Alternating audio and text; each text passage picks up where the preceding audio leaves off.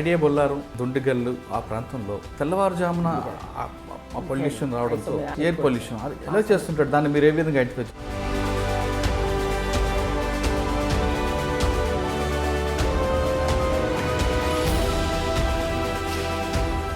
Pollution control బోర్డులో కేవలం సనత్ నగర్లో ఆఫీస్ పెట్టుకొని రాష్ట్ర వ్యాప్తంగా కూడా మీరు కొన్ని దాడులు చేయడం, వాళ్ళని చుక్కలు చూపించారు. ఎగ్జాంపుల్ విశాఖపట్నం అవ్వచ్చు, లేదా కృష్ణా జిల్లాలో ఉన్న అవ్వచ్చు. నువ్వు తమాషగా ఇన్స్పెక్షన్స్కి వెళ్ళినట్టు వెళ్ళి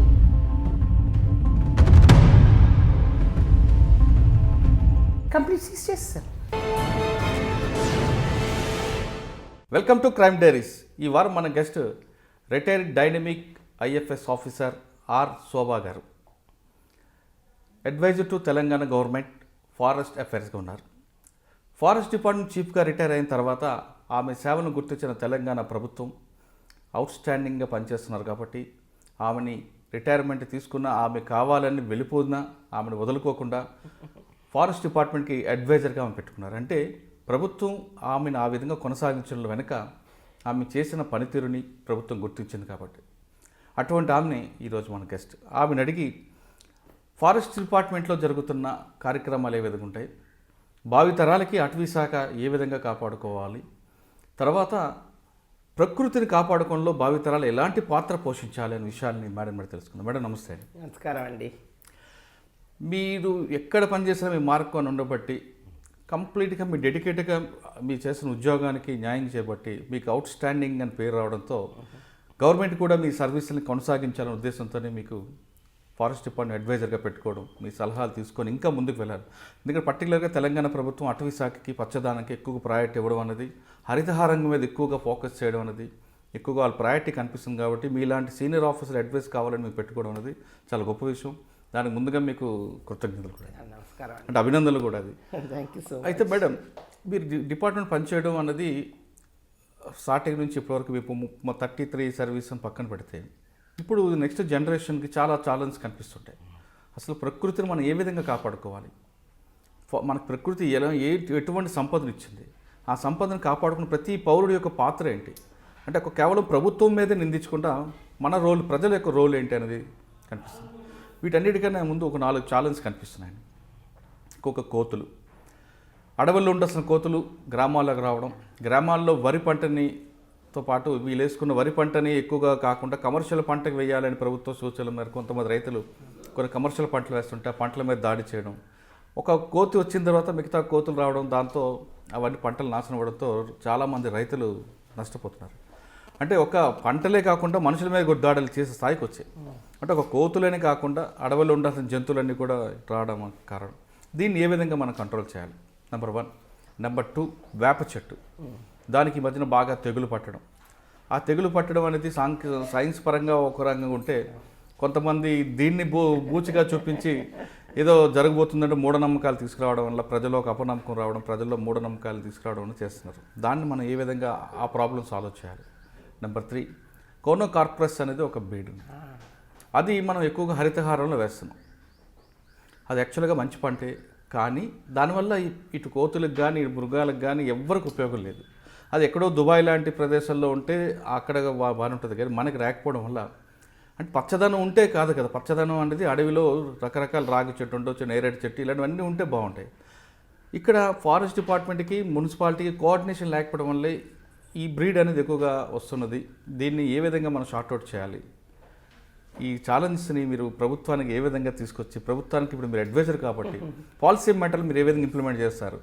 ఈ ప్రశ్నలకు సమాధానం చెప్పే ముందు ఒకసారి ఆర్ శోభా గారి యొక్క కుటుంబ నేపథ్యం, శోభా గారు IFS తీసుకోవడం వెనక కారణం ఏంటి, మేడంతో పాటు సార్ కూడా IFS పనిచేయడం ఒకసారి. నేను ఫారెస్ట్ సర్వీస్లో చిన్నప్పటి నుంచి కోరిక మీదే వచ్చాను. చాలా చిన్నప్పుడు మా తాతగారి ఇంట్లో అద్దెకుండేవారు ఒక మలయాళీస్, నాయర్స్ అని. వాళ్ళ ఫాదర్ ఆయన retired conservator of forest Kerala, MK Nair. So ఆయన ఒళ్ళో చంటి పిల్లలా పెరిగిన దాన్ని ఎప్పుడు ఫారెస్ట్ ఆయన చేసిన పనులు, ఆయన బ్రిటిష్ ఫారెస్ట్ ఆఫీసర్స్ కింద పనిచేసిన ఆయన. అప్పుడు ఇంపీరియల్ ఫారెస్ట్ సర్వీస్ అనేవారు.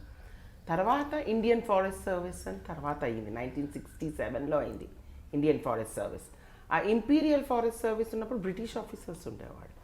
వాళ్ళ కింద పనిచేసి ఆయన head of forest department of Kerala ఆయన మనిషి. సో ఆయన రిటైర్ అయి ఉండేవారు అప్పుడు. ఆయన వారెవరో కూడా తెలియదు అప్పుడు. కానీ మా తాతగారి ఇంట్లో అద్దెకు ఉండేవారు, వాళ్ళ కూతురు ఉండేవారు అనమాట.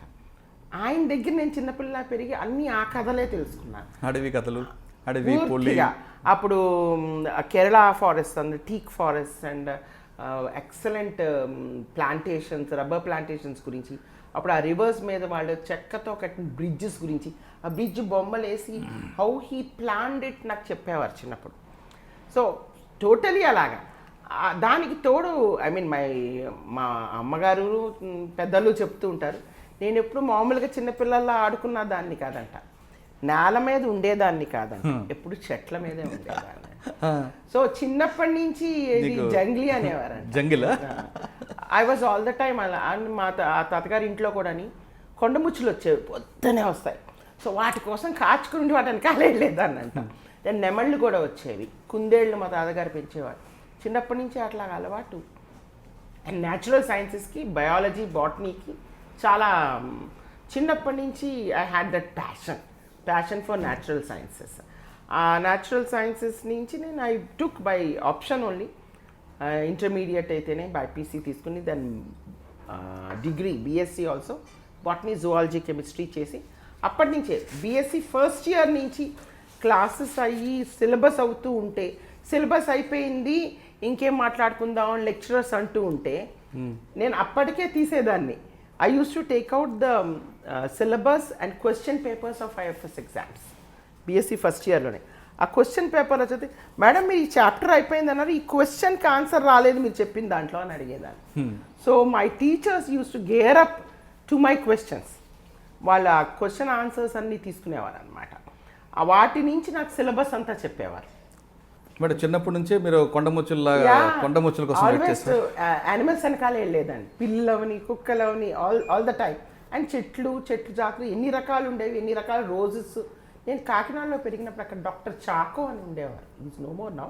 He was a botany lecturer in Kakinada government college. He had his own botanical garden, doctor Chacko. Every Sunday అక్కడికి తీసుకెళ్లేవారు మా తాతగారు. ఆ చెట్లు అవన్నీ చూస్తూ ఉండేదాన్ని. న్యాచురల్ ప్యాషన్ అనమాట నాకు natural sciences.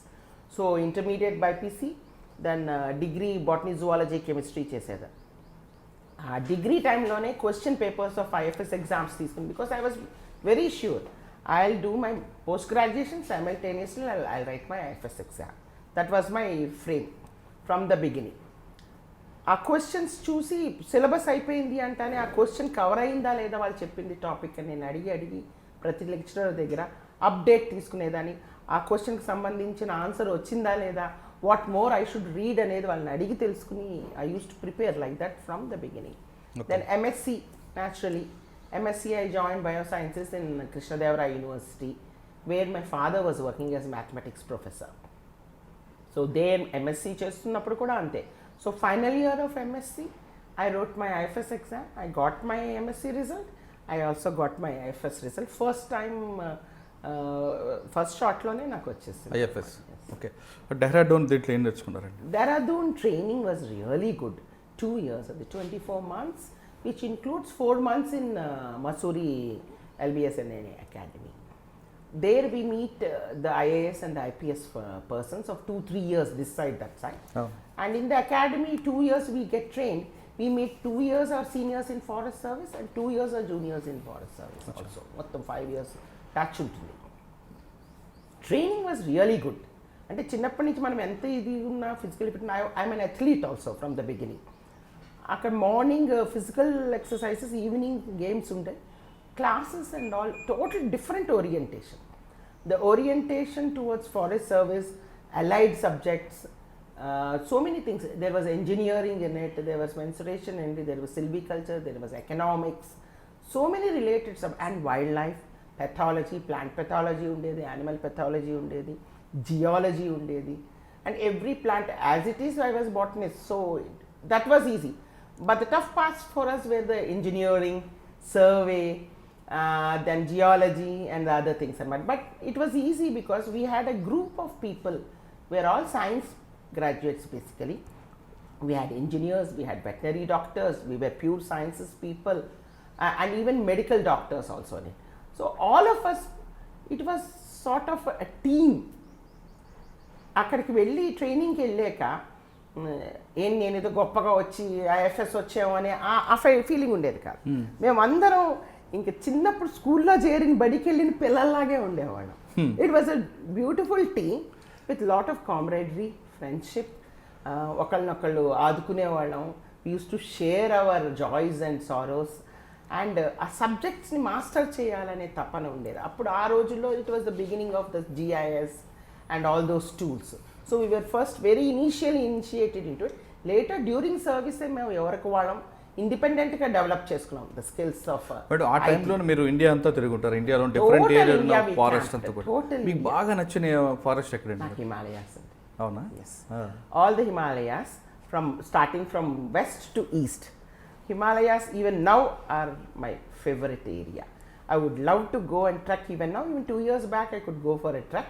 Now I will also again prepare myself and I would love to trek in the Himalayas. ఎక్కడైనా సరే అలా ఎక్కి దిగేసేయాలనిపిస్తుంది. ఆ హిమాలయాస్, ఆ బ్యూటీ, ఆ నేచర్ ఇస్ టోటలీ డిఫరెంట్. మళ్ళీ అలాగే మన నీలగిరీస్ ఉన్నాయి, మన నల్లమలాస్ కూడా ఉన్నాయి అలా. సో నాకు బేసికలీ మౌంటైన్స్ ఎక్కువ ఇష్టం. అంటే మీరు తిరిగిన అన్ని టెరైన్లో ఏది టఫ్ అంటే? Best one was I liked only, as I already said, Himalayas and especially Uttarakhand by Mount Black Peak అని ఉందండి. అచ్చా. ఆ మౌంట్ బ్లాక్ పీక్ దగ్గర హర్కి దూన్ వ్యాలీ అని ఉంటుంది. సో అది 15 కిలోమీటర్స్ సింగిల్ ట్రిప్. పొద్దున్న బయలుదేరితే ఈవినింగ్ అక్కడికి వెళ్తాం. అక్కడ చిన్న గెస్ట్ హౌస్ ఉంటుంది. మా టెంట్లు మేమే పిక్ చేసుకోవాలి, మా వంటలు మేమే చేసుకుని తిని ఉండాలి. అక్కడికి వెళ్ళినప్పుడు I met Bachendri Pal coming down from her expedition. So that was a very memorable. అంటే మీకు బాగా టఫ్ అయిన టెరైన్ ఏది అంటే? ఒక హిమాలయ ఒకటేనండి? Himalayas, Rohtang pass. Rohtang pass trek వెళ్ళాము. దెన్ లే, లడాక్ ఏరియాస్, అక్కడ కొంచెం ఆక్సిజన్ ఇది వస్తుంది. Those are tough terrains. అచ్చా. ఓకే. డెహ్రాడూన్ ట్రైనింగ్ అయిన తర్వాత ఫస్ట్ పోస్టింగ్ ఎక్కడ? ఫస్ట్ పోస్టింగ్ మాకంటే ట్రైనింగ్ తర్వాత కూడా ఇంకో 1 year on the job training అంటారు. అచ్చా. I was in Bukkapatnam in Anantapur. Okay. Bukkapatnam, where Puttaparthi also falls part of it. So Bukkapatnam I was trained. Then I became the sub DFO, Gutti and Penukonda. Oh. And then first district posting, division posting was Chittoor DFO, Red Sanders. I was there for 4.5 years, DFO Chittoor, and I was in charge of almost 8 other divisions there. Achha. The Telugu Ganga project, the wildlife project, even state silviculture research division, even the anti-poaching squad, flying squad, social forestry. వీళ్ళందరికీ I was the drawing officer and I was in charge of 8 divisions. మీరు అనంతపురం చేసిన టైంలో అంటే ఇక్కడ కొంచెం forest తక్కువ, కానీ Chittoor DF వెళ్ళేసరికి చాలా పెద్ద రేంజ్ కనిపిస్తుంది. అప్పుడు రెడ్ శాండిల్స్ ఇష్యూ అవ్వచ్చు అని ఆ ప్రాబ్లం మీరు ఏ విధంగా sort out చేసుకొచ్చారు? See, those days the modus operandi was different. Ippudu what is happening is totally different. Now we have lot of police support and other things. Then aa rojulo na collector SP wal support పూర్తిగా ఉండేది. And it was on a little different scale and different modus operandi. Certain big wigs from Chennai and other areas used to operate, but we used to know, we used to get information. Informants చాలా కేర్ఫుల్గా ఇచ్చేవారు. And always we used to get the correct information. అక్కడ sandalwood కూడా మాకు problem ఉండేది. Chittoor was in that corner triangle of both Tamil Nadu and Karnataka. So we use to have not just the red sandals, in the root of sandalwood. So Chittoor east, I was Chittoor east DFO and I had another colleague Chittoor west. మేమిద్దరం కలిసి operations చేసేవాళ్ళం. Day and night తిరిగి పట్టుకునేవాళ్ళు. ఒక్కొక్కసారి సంవత్సరానికి 70 vehicles పట్టుకునేవాళ్ళు. అంటే ఇప్పుడున్న ఫెసిలిటీస్కి అప్పుడు ఫెసిలిటీకి అంటే డిఫరెంట్. మాకు వాకీ టాకీ కానీ వెహికల్స్ కూడా చాలా తక్కువ కదండి. జీప్ ఉండేది నాకు. So after I was we were catching more of vehicles, lots of Ambassadors, lot of Maruti vans. ఆ రోజులో Maruti Gypsy and Maruti vans were new. అవి దెన్ అశోక్ లేలాండ్స్లో కూడా తీసుకెళ్ళేవారు. అవన్నీ పట్టుకున్నాక ఒక Ashok Leyland not even 2000 kilometers తిరగలేదు. అది దాన్ని పట్టుకున్నాక అది సీజ్ చేసి కాన్ఫిస్కేట్ చేసి హైకోర్టులో వాడు వేసాడు తిరిగి రిసర్వ్ చేసుకోవడానికి. హైకోర్టు వచ్చి వాదించి ఐ వన్ ద కేస్. దాన్ని పట్టుకున్న దాన్ని అప్పుడు my then principal chief conservator మంచి లారీ దేనికి వాడతాం అంటే నా వుడ్ ట్రాన్స్పోర్ట్ చేసుకోవటానికే వాడుకుంటానంటే పర్మిట్ పట్టుకున్నావన్నీ తీసుకెళ్ళటానికి. దట్స్ హౌ అనమాట. తర్వాత నెక్స్ట్ పట్టుకుంటే ఏం చేస్తాడు, next then I gave it to Nehru zoo park, it is still there, that lorry is being use. తర్వాత అంబాసిడర్ కార్స్ ఆ రోజుల్లో only conservators use to have, DFOs use to travel in jeeps. So అప్పుడు 20-30 very good ambassadors we could seize and confiscate.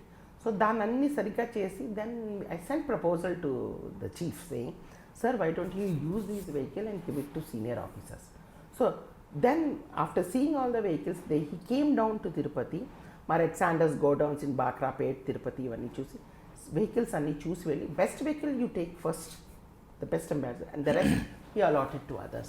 So avala adi crime kada madam, adi crime kinda rada? No, confiscated. Acha. Once you confiscate, it's government property. Once it is government property, generally అటువంటి కూడా వేలం వేస్తుంటారు కదండి. Only some, no, you can allocate good ones for use by the government. అచ్చా అచ్చా. The rest you can say. మీరు 4 years చేశారు అక్కడ. 4.5 years. రెడ్ శాండిల్ ఇష్యూతో పాటు మిగతా స్మగ్లింగ్ కూడా కనిపిస్తుంటుంది. మిగతా స్మగ్లింగ్ ఎక్కువ అక్కడ, there is no other thing. కానీ యానిమల్స్ యొక్క ఫైట్ చేయడం అది మీరు అక్కడ those days I had panthers. Tiger I could not see, but I saw many of panthers, even black panthers undayi Seychachalam ranges lo. Lovely black panthers. Then we had developed a zoo also there then. The zoo was opened when I was working there only. I got it opened, the Nehru, the SV Zoo Park also. We had elephant issues. We had elephants coming from Kuppam side, and some of those herds used to, అవి వచ్చేసి మన శేషాచలంలోకి వచ్చేసాయి ఎక్కేసి ఒకటి కొండ దగ్గరికి యాత్రికులు మన నడిచెళ్ళే దోవ దగ్గరికి కూడా వచ్చేసింది. అప్పుడు ఒకసారి మేము పట్టుకుని దాన్ని కుంటీస్ తీసుకొచ్చి దాన్ని ట్రాంక్యులైజ్ చేసి పట్టుకుని తీసుకొచ్చి జూలో పెట్టుకుని దాన్ని మళ్ళీ నార్మలైజ్ చేసి పంపించిన రోజులు ఉన్నాయి. కానీ there was no man animal conflict, అట్లా ఉండేది కాదు.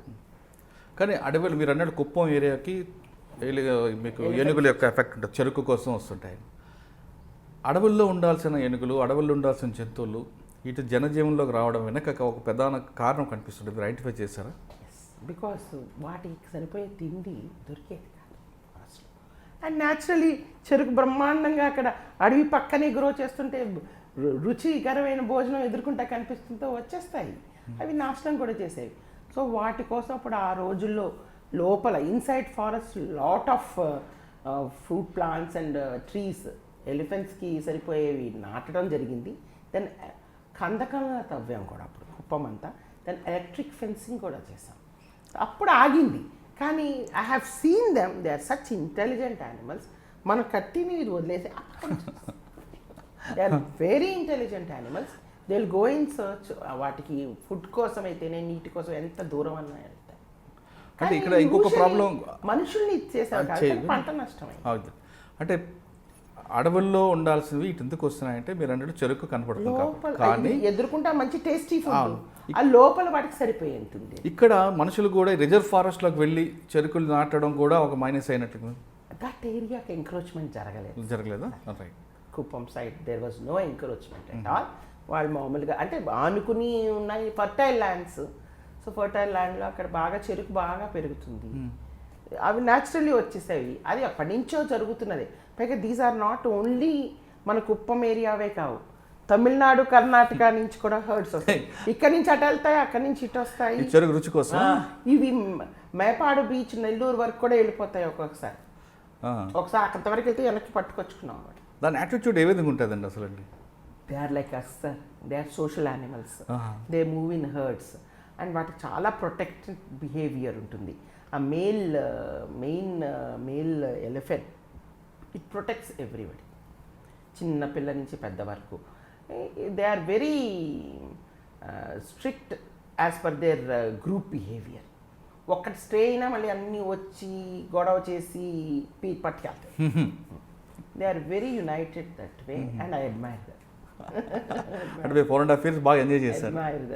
అంటే నైట్ టైంలో నైట్ రైడ్సే ఎప్పుడు వెళ్ళేవాళ్ళం. అవునండి. అయితే ఇక్కడ క్వశ్చన్ వస్తుంది, బీట్ ఆఫీసర్ అవ్వచ్చు, లేదా మీలాంటి డిఎఫ్ అవ్వచ్చు, లేదంటే ఇంకా వేరే క్యాడర్ కూడా నైట్ టైం పెట్రోలింగ్ చేస్తున్నప్పుడు అక్కడున్న ప్రాబ్లమ్స్ ఏ విధంగా మీరు ఒక లేడీగా షార్ట్ అవుట్ తీసుకొచ్చారు? జెంట్స్ వెళ్ళడం వేరు, lady my what I faced the same thing everybody faces.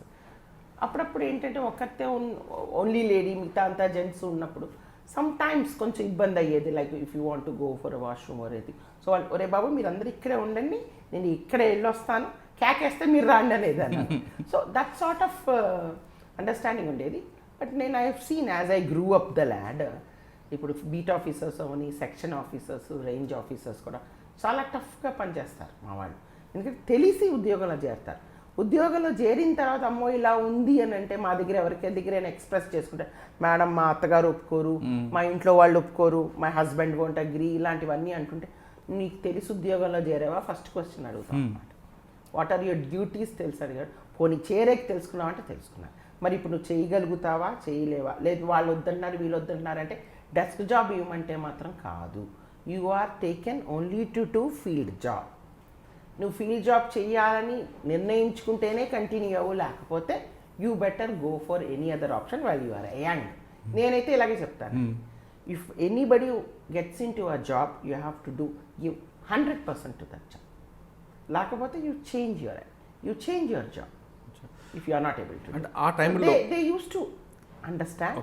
కొంతమంది 90% వాళ్ళు చాలా బాగా సూట్ అయ్యేట్టు వర్క్ చేశారు. చాలా 10% they chose and they went and they have taken some other job. That's fine. Correct. కొంతమంది డెడికేట్గా చేస్తారు ఉంటారు, ఒక ప్యాషన్గా తీసుకొని చేస్తారు. బట్ మీ టైంలో అంటే అటువైపు నక్సల్స్ మూమెంట్ తక్కువ, కానీ ఇటువైపు వేరే వైపు ఉంటుంది. అంటే ఇటు తెలంగాణ వైపు ఉండేది, కానీ మీరు శేషాచలం ఆ నక్సల్ మూమెంట్ ఎక్కువ. అంటే నేను I worked in Rayalaseema mostly. ఆ టైంలో బీట్ ఆఫీసర్లకి వెపన్ ఇవ్వాలి అన్నది ఒక కాన్సెప్ట్ ఉంటుంది. కానీ తర్వాత weapons. We had weapons when I joined. We had, of course, those old SLRs and other things. My section officer had, I had an SLR. But ఈ తెలంగాణ ఇక్కడ ఎప్పుడైతే నక్సలిజం శ్రీకాకుళం ఇక్కడ అంతా, when they started taking away their weapons, then the weapons were taken away from us, all of us. Right. తర్వాత I think in early 2000 అప్పుడు police help తీసుకున్నాం in red area. We started having task force police వాళ్ళు వచ్చి with them. So వాళ్ళు ఒక 20 contingent, మనం ఒక 5 10 people కలిసి తిరిగి వర్క్ చేశాం. ఓకే, అంటే వెపన్ లేకుండా చేస్తూ నేర్చుకున్నారు. కానీ బీట్ ఆఫీసర్స్ ఉంటారండి ఫారెస్ట్లో 5 kilometers నైట్ టైము సైకిల్ మీద తిరగడం ఉంటుంది, నడుస్తూనే వెళ్తారు. ఆ టైంలో ఏదైనా జంతువు వాళ్ళ మీద అటాక్ చేస్తే వాళ్ళు సెల్ఫ్ ప్రొటెక్షన్ కోసం ఏం చేయాలి? వాళ్ళు self protection, there are ways of tackling an animal sir. అది సడన్గా వచ్చే ఇన్స్టెన్సెస్ ఉండవు. ఇప్పుడు వీళ్ళని ఎలా ట్రైన్ చేస్తామంటే, how to identify what sort of a plant అనే కాదు, what sort of an animal, what's of an insect they are going to see, how to behave, how to tackle. ఇప్పుడు ఏదైనా బైట్ చేసినా ఏ విధంగా ట్యాకిల్ చేసుకోవాలనేది, that first self ఇది healing అవన్నీ ట్రైనింగ్ నుంచే వస్తుంది. బట్ మీరు అన్నట్టు కొన్ని క్రూర జంతువులు యూ కాంట్ అసెస్. కొన్ని ముందర ఆ ఏరియాలో అక్కడ ఉన్న ఆనవాళ్ళు బట్టి పలానా జంతువు ఇక్కడ ఉంది అని మేము ఐడెంటిఫై చేసేయగలం. మాకంటే చాలా బాగా ఐడెంటిఫై చేస్తారు ఫీల్డ్లో బీట్ ఆఫీసర్స్. మేము ఇంకా వీఆర్ అవుట్ ఆఫ్ టచ్. ఒక ఎర్లీ 10 years తర్వాత మేము అవే from the field come. But వాళ్ళు చాలా బాగా ఐడెంటిఫై చేస్తారు. మేడం ఇక్కడ ఇప్పుడే వెళ్ళింది, 10 minutes టైం అని కూడా చెప్తారు. ఎగ్జాక్ట్లీ ఆ పాద గుర్తు, ఆ ప్రెషర్ ఆఫ్ దట్ పగ్మార్క్ నుంచి అన్నా, దెన్ అది వదిలేసిన స్కాట్ ఉంటుంది, ఆ స్కాట్ డ్రై అయిందా, ఎంత డ్రై అయింది, ఏంటి, ఎప్పుడు అనేది కూడా కనిపెట్టి, అది హైనానా లేకపోతే ఓన్లీ వైల్డ్ డాగా, ఎవ్రీథింగ్ చాలా క్లియర్గా చెప్పగలరు. సో దాని ప్రకారం you avoid those areas. If you see a track, usually every animal has particular way of movement. ఒక్కొక్క యానిమల్కి ఒక టైప్ ఆఫ్ బిహేవియర్ ఉంటుంది ప్రతిదానికి. అది మనం చెప్పలేం, కానీ సో మచ్ అది అలవాటు పడి. సో ఇప్పుడు ఇక్కడ ఇది స్కాట్ కనిపించాక అక్కడ పగ్బాగ్ కనిపించింది అంటే it is going away from the scat. So అక్కడ route, and they walk on paths, normal మట్టి పాత్స్ మీద నడుస్తాయి. They like walking on the paths. కాబట్టి ఆ ఫుట్ ప్రింట్ చూసుకుంటూ వీళ్ళు అవాయిడ్ చేసుకుంటూ avoid and turn away. If you see something going that, usually you do that. They know how to protect themselves sir. Okay. And చెట్లు ఎక్కేస్తారు first thing. చెట్లు ఎక్కేస్తారు first. మీరా? మీ వాళ్ళు చెట్లు ఎక్కాలి ఫస్ట్ థింగ్, చెట్లు ఎక్కాలి. ఎలాగా? If you think some animal, especially a bear and other things, are very close by, get up a tree and look out. Okay, మీకు అనిపిస్తుంది. మరి ఎలుగుబంటి కూడా చెట్టు ఎక్కుతుంది కదండి. కొంచెం వరకే, పూర్తిగా ఎక్కలేదు, అది బరువు ఎక్కువ కదా సార్. సో దాని బరువు ఆగాలి కదా. అందుకని అంటే మీరు టాక్టిక్స్ అన్ని కూడా మీరు నేర్పుతుంటారు. చాలా బాగా అవుతుంది ట్రైనింగ్. అచ్చా, అంటే ఒక జంతువు అటాక్ చేసి ఎలా మనం ప్రతి ఒక్క దాన్ని, ఇప్పుడు మీరు పెద్ద జంతువునే ఊహించుకుంటున్నారు, ఒక చిన్న స్పైడర్ని కూడా ఊహించుకుంటాం. They are poisonous spiders. So అలాంటివి ఏమున్నా, ఆ వెబ్స్ ఏమున్నా అవి కుట్టకుండా చూసుకోవటం, అవన్నీ అక్కడే కొన్ని ఆకులు దొరుకుతాయి, ఆకులు వెంటనే రాసేసుకోవటం, అవన్నీ చేస్తారు. తేనెటీగలు లాంటివి అటాక్ చేస్తాయి. తేనెటీగలు అది డిస్టర్బ్ అయితేనే అటాక్ చేస్తారు. సో యూజువల్లీ మనం డిస్టర్బెన్స్ చేయకూడదు. అలాగే ఏమైనా అయితే ఇమ్మీడియట్లీ ఎండు టాక్లో అవన్నీ తీసుకుని రాచుకుని పెట్టుకుని యూ కెన్ అవాయిడ్. ఇవన్నీ కూడా మీ బీట్ ఆఫీసర్ ట్రైనింగ్ ఉంటుంది. అందరికీ ట్రైన్ అవుతారు. అసలు వాళ్ళకి లోకల్స్ ఉంటారు సార్ వీళ్ళందరూ, మోస్ట్లీ వాళ్ళకి ముందర తెలిసే ఉంటుంది కూడా. అవును. ఓకే, శేషాచలంలో 4.5 సంవత్సరాలు ఎంజాయ్ చేశారు న్యాచురల్తో. అప్పటి నుంచి I was brought back out of forest to ఊళ్ళలోకి వచ్చేసాను. దాని తర్వాత I was taken over by the rural development department. Okay, I worked in Anantapur. మళ్ళీ అనంతపూర్ వచ్చారు. PDDRD మళ్ళీ అనంతపూర్కి వచ్చాను. అనంతపూర్కు టాపిక్ మాట్లాడే ముందు సార్తో మీ పరిచయం? అప్పుడే చిత్తూరులో వర్క్ చేస్తున్నప్పుడే. He is also IFS officer. నాదే 86 బ్యాచ్, వారిది 82 బ్యాచ్. ఓకే, ఆయన all India topper, 82 batch topper ఆయన, Sundarvadan garu. So we met as DFOs. He was also a DFO, I was a DFO. Then he was already project director Nalgonda DRDA. That's when we met him and we decided to get married. Love marriage arrange అండి? Love marriage. Love and arrange అంటే ఇద్దరు పేరెంట్స్కి చెప్పి పెళ్లి చేస్తాం. Right. అంటే అనంతపురం వచ్చిన తర్వాత మీరు PD project director. Okay. Then of course rural development, women, self-help groups, thrift, then training of youth, all the rural development programs, lot of land development programs avanni implement chesaru. So while I was there, the collector also entrusted me women development, child welfare, anganwadis, villandarni kuda chuskotam, watershed development management, literacy program. That's how many other facets I got into. That's when akkada work chestunnapude government, state government took me over as joint secretary to government finance and planning డిపార్ట్మెంట్కి joint secretary కింద 1995లో వచ్చేసాను. హైదరాబాద్ వచ్చాను. ఇక్కడ అప్పటి నుంచి ఇక్కడే ఉన్నాను sir. అప్పటి నుంచి every level I been working in departments and various. So 95లో అప్పుడు ప్రాజెక్ట్ డైరెక్టర్, 94 కింద వెళ్ళిన దాన్ని 95 joint secretary to government. I was there for nearly 10.5 years. Then 2095, then మధ్యలో I got my promotion as conservator. I stayed there only as additional secretary planning. Then 2004 I was sent to pollution control board. Pollution control, right. So 2004 to 2010 I was in pollution control board.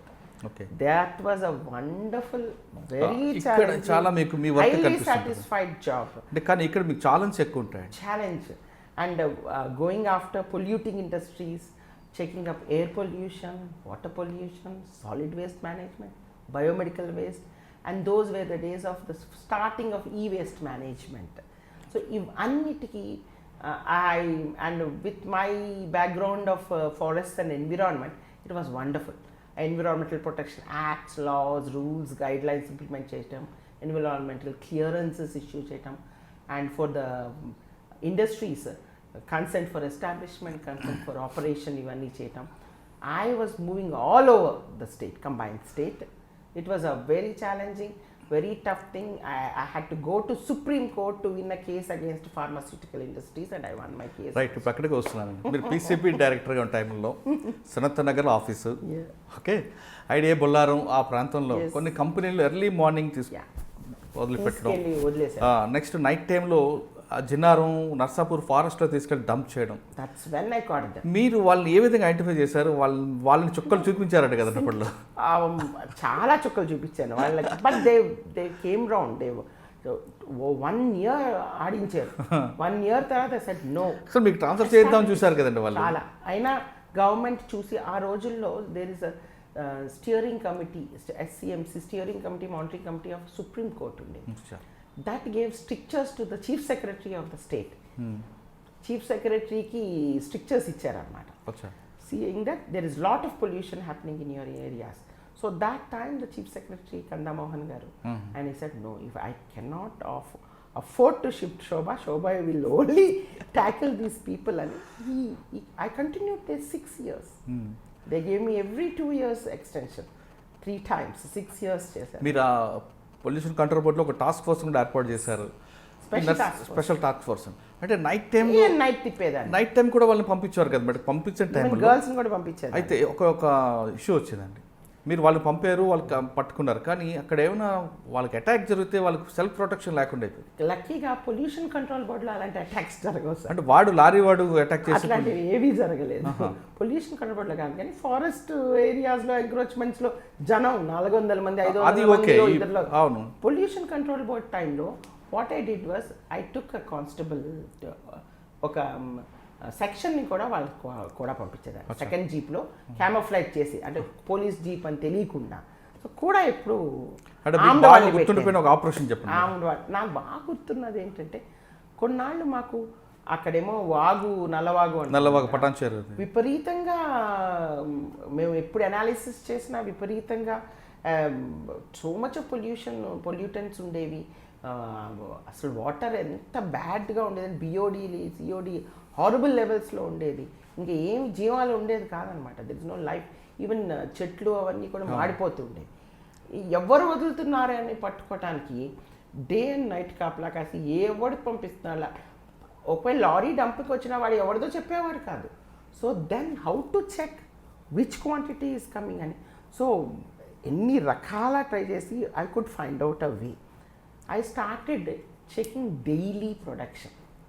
అక్కడ ఉన్న ఏరియాలో టీమ్స్ని పంపించి వాళ్ళందరూ ఎన్ని గోళాలు చేసినా, నేను మామూలుగా వచ్చి ప్రొడక్షన్ ఏంటో తెలియపోయినా, డైలీ ప్రొడక్షన్. సో ఆ ప్రొడక్షన్ ఎంత క్వాంటిటీ వస్తే ఆ క్వాంటిటీకి ఎంత ఎఫ్లుయెంట్ వస్తుంది క్యాల్కులేషన్.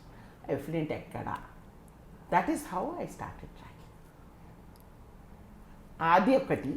మళ్ళీ వీళ్ళు ఎలక్ట్రిసిటీ మీటర్స్ తిరుగుతాయి కదండి, మేము ఇంతే చేసామనేవాడు. బట్ మీటర్ ఎంత తిరిగితే ఎంత ప్రొడ్యూస్ అవుతుంది కూడా క్యాల్కులేషన్స్ చేయించారు. It took time. సడన్గా ఏదో ఫ్లాష్ వచ్చింది కాదు, మెల్లిమెల్లిగా అర్థం చేసుకుంటే I could find a way అనమాట. ఏ కంపెనీ ఎక్కువ చేసిందండి అప్పుడు? ఆల్ ఫార్మాస్, దెన్ ఈ rubber and other things also, ఈ టానిన్స్, రెజిన్స్ వాళ్ళు. But they have all stop. They are behaving well because వాళ్ళని పట్టుకోవటమే కాక వాళ్ళని ప్రూవ్ చేసాం. నీది ఇంత క్వాంటిటీ వచ్చింది, నువ్వు ఇంత ప్రొడ్యూస్ చేసావు అంటే దీనికి ఇంత వస్తుంది. ఓకే, +-10 20% కూడా తీసేస్తాం. 20 తీసినా ఇంత ఉండాలి నాకు ఎఫ్లియేట్ ఏది. That's how we could track. Then we started tracking the vehicles. ఏ వెహికల్స్ వెళ్తే అన్ని వెహికల్స్ని ట్యాగ్ చేయటం మొదలుపెట్టాం. ఓకే, ప్రతి ఒక్క దాన్ని అన్ని నెంబర్స్ రిజిస్టర్స్ చేసాం. అలా అన్ని పట్టుకుని ఎక్కడ ఎంత క్వాంటిటీ వెళ్తుంది. Then slowly everybody started following in line. అప్పుడు ఇంకా కొంచెం జాగ్రత్తగా వాళ్ళు ఎఫ్లుయెంట్ ట్రీట్మెంట్, ఆ సిఈటీపీ, పీఈటీఎల్ అవన్నీ కూడా పోర్టబుల్ స్టాండర్డ్స్కి I could bring them. I open the tap for the clean water also when I left pollution control board. Okay, so దాని నుంచి వాళ్ళ air pollution equipment, effluent treatment, crores and crores of rupees. But once you use, వాళ్ళకే లాభం వస్తుంది. If you are polluting, వాళ్ళ drugs బయట వాళ్ళు కూడా కొనరు. సో అది ఆ సర్టిఫికేట్ మీది మారవుతుందని మేము వార్నింగ్ ఇచ్చి అవన్నీ టైట్గా పెట్టేసరికి then they started listening, they started getting the treatments and then doing it properly. Now everything is start, they are doing a very, it's continuing the good job. But still when something new comes up కొంచెం జాగ్రత్త. మీరు నక్కవాగు ప్రక్షాళనకు మాత్రం బాగానే చేశారు, కానీ గాగిల్లాపూర్లోని కొన్ని ఇండస్ట్రీస్ని వాళ్ళని కూడా చుక్కలు చూపించారు. కూడా బాగా చుక్కలు, ఆ చుక్కలు చూపించారు. ఆ చుక్కలు చూపించిన చుక్కలు ఒక చుక్క చెప్పండి. సేమ్ వే గాగిల్లాపూర్లో వాళ్ళైతే they were never admitting that they have done it. కొంతమంది లేదు నేను ఇదిగో ఎక్విప్మెంట్ అంతా ఉంది, his treatment equipment was they. పాప మేనేజ్మెంట్కి చేసే వాళ్ళకి కూడా కొంచెం ఒకసారి అండర్స్టాండింగ్ డిఫరెన్స్ ఉంటుంది. మేనేజ్మెంట్ వచ్చి చూడండి మేడం, ట్రీట్మెంట్ ప్లాంట్ ఉంది, ఇదిగో ఉంది, అన్నీ ఉంది, ఏరేటర్ ఉంది, అన్నీ ఉంది, అన్నీ చూసేదాన్ని, అన్నీ ఉంది. మరి ఎందుకు వస్తుంది నీ లెవెల్స్లో పొల్యూటెంట్ అంటే దే హ్యావ్ నాట్ క్యాలిబ్రేటెడ్. ప్రతి మెషిన్కి క్యాలిబ్రేషన్ అని ఉంటుందండి. అచ్చా. కొని తెచ్చుకున్నాడు, ట్రీట్మెంట్ పెట్టాడు, వీడు వాడలేదు. పెట్టాడు, calibration. It was not done వాంటంది. ఓహో. వాళ్ళ ప్రతి ఇన్స్ట్రుమెంట్, ఫర్ ఎగ్జాంపుల్ ఒక థర్మామీటర్ కొంటాం, థర్మామీటర్ సరిగ్గా క్యాలిబ్రేట్ చేసి ఇస్తేనే మీకు కరెక్ట్ టెంపరేచర్ చూపిస్తుంది. ఒకవేళ వాళ్ళు అది తయారు చేసినప్పుడు ఆ క్యాలిబ్రేషన్ ఆఫ్ 98.5 మెర్క్యూరీ ఇది కరెక్ట్గా పెట్టకపోతే it will give you the wrong readings. Similarly any treatment plant, any pollution treatment plant, clean mechanisms అంట, వాటిని క్యాలిబ్రేషన్ సరిగ్గా చేయకపోతే ఆ ప్రాసెస్ నడిచిపోద్ది, it will miss a step. So బయటకు వచ్చేది ఎఫ్లెంట్. ఓకే. అంటే వాళ్ళని దట్స్ హౌ వాళ్ళు అసలు చెప్తే వినేవాళ్ళు కాదు, ఏమవుతుందో తెలిసేది కాదు. So it was a trial and ఎర్రర్లో we learned.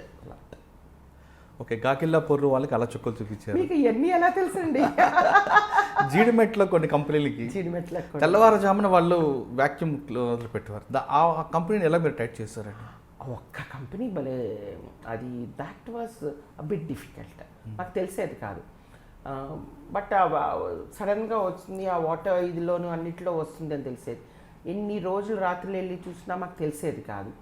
It was fault of one of the processes of manufacture, which అది మాకు అర్థమై వాడికి మాకు అర్థమయ్యేసరికి మాకు తెలిసేసరికి మేము ఎక్కువ ఎక్స్ప్లోర్ చేసేసరికి వాడు అర్థం చేసుకుని టక్కన ఒక వారం రోజుల్లో వేరేగా వచ్చేస్తాం మొదలెట్టింది.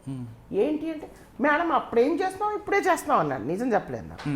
లేదు మొన్న 1 month వరకు నీది ఇలా వచ్చింది, ఇప్పుడు 1 weekలో నీది ఎట్లా మారింది, what is it you have done, చెప్తాం లేదు అంటే అప్పుడు madam one of the steps, ఇప్పుడు ఒక ఫార్మా స్టేజెస్ ఆఫ్ ప్రొడక్షన్ ఉంటుంది. కొన్ని 6 stages ఉంటుంది, కొన్ని 4 stages ఉండొచ్చు. First stage, second stage, third, fourth ఉన్నప్పుడు 4 stagesలో ఒక స్టేజ్ మిస్ అయితే కూడా ప్రోడక్ట్ వస్తుంది ఒక్కోసారి. బట్ ఆ స్టేజ్ చేయటం మూలాన పొల్యూషన్ లెవెల్స్ తగ్గుతాయి. ఈ స్టేజ్ మిస్ అయినా చేయొచ్చు కదా, స్టేజ్ మిస్ చేస్తున్నాడు ఇన్నాళ్ళు. ఇప్పుడు ఎప్పుడైతే ఈ స్టేజ్ కూడా చేయటం మొదలెట్టాడో హిస్ లెవెల్స్. ఐడియా బొల్లారం, దుండిగల్లు ఆ ప్రాంతంలో తెల్లవారుజామున పొల్యూషన్ రావడంతో ఎయిర్ పొల్యూషన్ ఎలా చేస్తుంటాడు, దాన్ని మీరు ఏ విధంగా ఐడెంటిఫై చేస్తారు? అది what was he doing was same thing when he's producing the products, certain gases and all are evolved. ఆ ఎవాల్వ్ అయ్యేదాన్ని ట్రీట్మెంట్ ద్వారా you have to send that whatever product is coming out through certain pipes, and ఆ pipes మీద మన water coolant అవన్నీ చేయాలన్నమాట.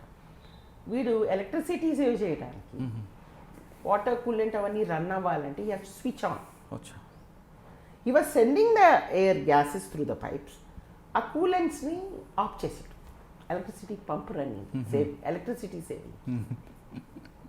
అప్పుడు అది మరి వాసన వచ్చే, ఇట్ వాజ్ అన్ట్రీటెడ్ పోర్షన్, బాగా వాసన వస్తాయి. ఆ వాసన గాలివాటం ప్రకారం వస్తుంది. అది ఒక లెవెల్ ఆఫ్ ఎయిర్లోనే ట్రావెల్ అవుతుంది and it settles down heavily గ్రౌండ్కి దగ్గర అక్కడ అనమాట. So and it effects sleeping children and old age people, వాళ్ళకి రెస్పిరేటరీ ట్రబుల్స్ కూడా వస్తుంటాయి అన్నమాట. దాన్ని అది ఎందుకు వస్తుందో, అన్నీ ఉన్నాయి, ఎందుకు వస్తుందో. కానీ ఆ కంపెనీ ఎలా ఐడెంటిఫై చేస్తారండి పలానా కంపెనీ స్మెల్ అని? వీ నో ద ప్రోడక్ట్స్ కదండి. ఇప్పుడు every unit what is it manufacturing, what are the by products, when we give them the consent for establishment and consent for operation, whole processes చూసిస్తాం. So ఏది ఏమొస్తుంది, ఇది వస్తున్నది, దీనికి నువ్వు ఇవి పెట్టావా, ఈ ఎక్విప్మెంట్ ఇన్స్టాల్ చేసావా, ఇవన్నీ చూసి చెక్ చేసాకే కరెక్టే మేడం. నేను నాకు క్వశ్చన్ అది కాదు. ఇప్పుడు మీరు పలానా ఏరియాలో ఇప్పుడు ఎగ్జాంపుల్ దుండిగల్లో నుంచి పబ్లిక్ కంప్లైంట్ చేస్తారు, మేడం మా ఏరియాలో పొల్యూషన్ ప్రాబ్లం వస్తుంది, చచ్చిపోతున్నాం అంటారు. ఏ కంపెనీ ఇదని మీరు ఎలాగ ఐడెంటిఫై చేస్తారు? అప్పుడు అక్కడ ఉన్న కంపెనీస్లో ప్రోడక్ట్స్ చూస్తాం. ఫస్ట్ కెమికల్ ప్రొసీజరే ఉంది. సో ఆ వాసన వచ్చేది ఏ గ్యాస్ మాకు వాసన చూస్తేనే తెలిసిపోతుంది. సో ఆ గ్యాస్ వచ్చే ప్రాసెస్ ఏమిటి ఉందో వాటి మీద నిఘా పెడతాం. ఒకటి ఉండదు, ఎప్పుడు గ్రూప్ ఆఫ్ దెమ్ ఉంటాయి. సో ఆ గ్రూప్లో ఎవరు అనేది కనిపెట్టడం కొంచెం ఇలాగా వెళ్ళి వచ్చి చూస్తూ ప్రతి ఒక్క స్టెప్ చూస్తూ కరెంట్ రన్ చేసాడా లేదు. సో ఎలక్ట్రిసిటీ మీటర్స్ కూడా చూస్తాం. అందుకే మేము ఎంత రన్ అయ్యింది పవర్, అవి ఒకసారి ఒక అతను ఇలాగా చేయకపోతుంటే we had to give complaint to electricity people to cut off the electricity. We cut it, then he installed the equipment, అప్పుడు మేము కనెక్షన్ ఇచ్చాం. ఓకే, కానీ శోభా గారు పొల్యూషన్ కంట్రోల్ బోర్డులకు టైట్ చేస్తున్నారని కొంతమంది మీ ఆఫీస్ మీద ధర్నా కూడా చేశారు. మా ముందర చాలా మంది వచ్చారు. మరి ఆ ప్రాబ్లం మీరు ఎలాగా ఫేస్ చేశారు? వాళ్ళందరూ అసలు మా రూమ్ బయట వరకు వచ్చేసారు. వచ్చాక and they brought not just ఇప్పుడు ఫ్యాక్టరీలో వర్క్ చేసే వాళ్ళు కాకుండా ఆ చుట్టుపక్కల ఊరోళ్ళని వీళ్ళని తీసుకొచ్చారన్నమాట. మాకు ఉద్యోగాలు పోతున్నాయి, నా జీతం రావట్లేదు, అది ఇది అని. నేను కూర్చుని మీ ఫ్యాక్టరీ ఓనర్ ఏడి అని అడిగాను. వాళ్ళు వచ్చారు. బాబు వాళ్ళు జీతం రావట్లేదు అంటున్నారు. సరే, అతను పని చేసేవాడు, నువ్వు అతనికి జీతం ఇవ్వాలంటే నువ్వేం చేయాలి? That is the way. వాళ్ళ ముందరే వాళ్ళతో అడిగించాను అనమాట. అంత జనం చూసి మా ఆఫీస్ వాళ్ళు అందరూ భయపడతారు. Let me talk to them, ఏం వరీ అవ్వద్దు పదండి అని, let me talk to them అని వెళ్ళి. మీరున్నారా అండి? Oh my god, let me talk to them. అప్పుడు పురుషోత్తం రెడ్డి గారు కూడా నా దగ్గర ఉన్నారు. రాండి సార్, మీరు రాండి, మాట్లాడుతున్నారు రాండి అని తీసుకెళ్ళాను అనమాట. నేను ఆయన్ని ఏంటి అసలు ఏంటి చేయాలి, వాడు ఏం చేయట్లేదు కాబట్టి ఇది మీకు రావట్లేదు, వాడిని చేయమనండి మీకు వస్తుంది మీ జీతం అనేది అని అనమాట. ఓకే, ఇంకొక ఇష్యూ మేడం, ఇక్కడ పొల్యూషన్ కంట్రోల్ బోర్డుని మీరు సింగిల్ హ్యాండ్గా డీల్ చేసుకొచ్చారు. మీకు ఎంత మ్యాన్ పవర్ ఉంది? And I had good support. Right, అంటే మ్యాన్ పవర్ ఉంది, మీ టీమ్ వర్కే ఉంది, కానీ అంటే ఒక రెబల్గా మీరు చేసుకొచ్చారు. Scientist and engineers were very helpful. Right madam, కాదనట్లేదు. Very good team. కానీ ఆ టైంలో కొన్ని బల్క్ డ్రగ్స్ కంపెనీస్ అన్నీ కూడా శోభా గారిని ట్రాన్స్ఫర్ చేస్తామంటూ సూట్ కేసులు పట్టుకుని తిరిగాయి అనే వార్త వచ్చింది.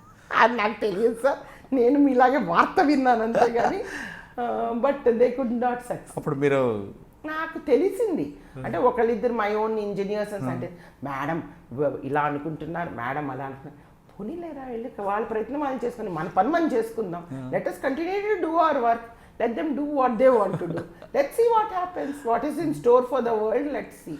మన పని మనం చేయాలి అంతే అనేదాన్ని. ఏ ఉన్న పక్కన పిడుగు పడినా సరే మన పని మనం చేయాలి అనేదాన్ని అంతే. ఓకే, బల్క్ డ్రగ్ తర్వాత సారీ పీసీబీ తర్వాత అండి? పీసీబీ తర్వాత finally my principal CCF then in 2010 Madhukar Raju garu, he literally argued, fought with the chief secretary and took me back to the department. I was back in the forest department then. Pollution control బోర్డులో కేవలం సనత్ నగర్లో office పెట్టుకొని దుండిగల్లు, పాస Mylaram, idea Bollaram కంపెనీలు కాకుండా ఇంకా రాష్ట్ర వ్యాప్తంగా కూడా మీరు కొన్ని దాడులు చేయడం, వాళ్ళని చొక్కలు చూపించారు. అప్పట్లో వాళ్ళకి ముక్కుకు వాసన వచ్చేలా, వాళ్ళ కంపెనీ వాసన వాళ్ళకే వచ్చేలా చేశారు. ఎగ్జాంపుల్ విశాఖపట్నం అవ్వచ్చు, లేదా కృష్ణా జిల్లా నున్న అవ్వచ్చు. ఈ రెండింటి కంపెనీ గురించి ఒకసారి చెప్పండి. ఎస్, ఫస్ట్ నున్న గురించి చెప్తానండి.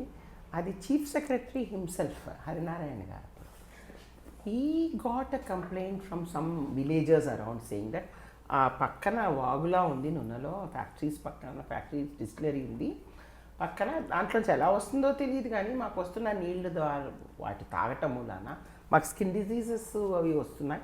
మా క్యాటిల్ వాళ్ళకి బర్రెలు ఉండేవి, అవన్నీ కూడా స్కిన్ డిజీజ్ వచ్చి మిల్క్ ఈల్డ్ కూడా తగ్గిపోతున్నది అని somebody complained to the chief secretary.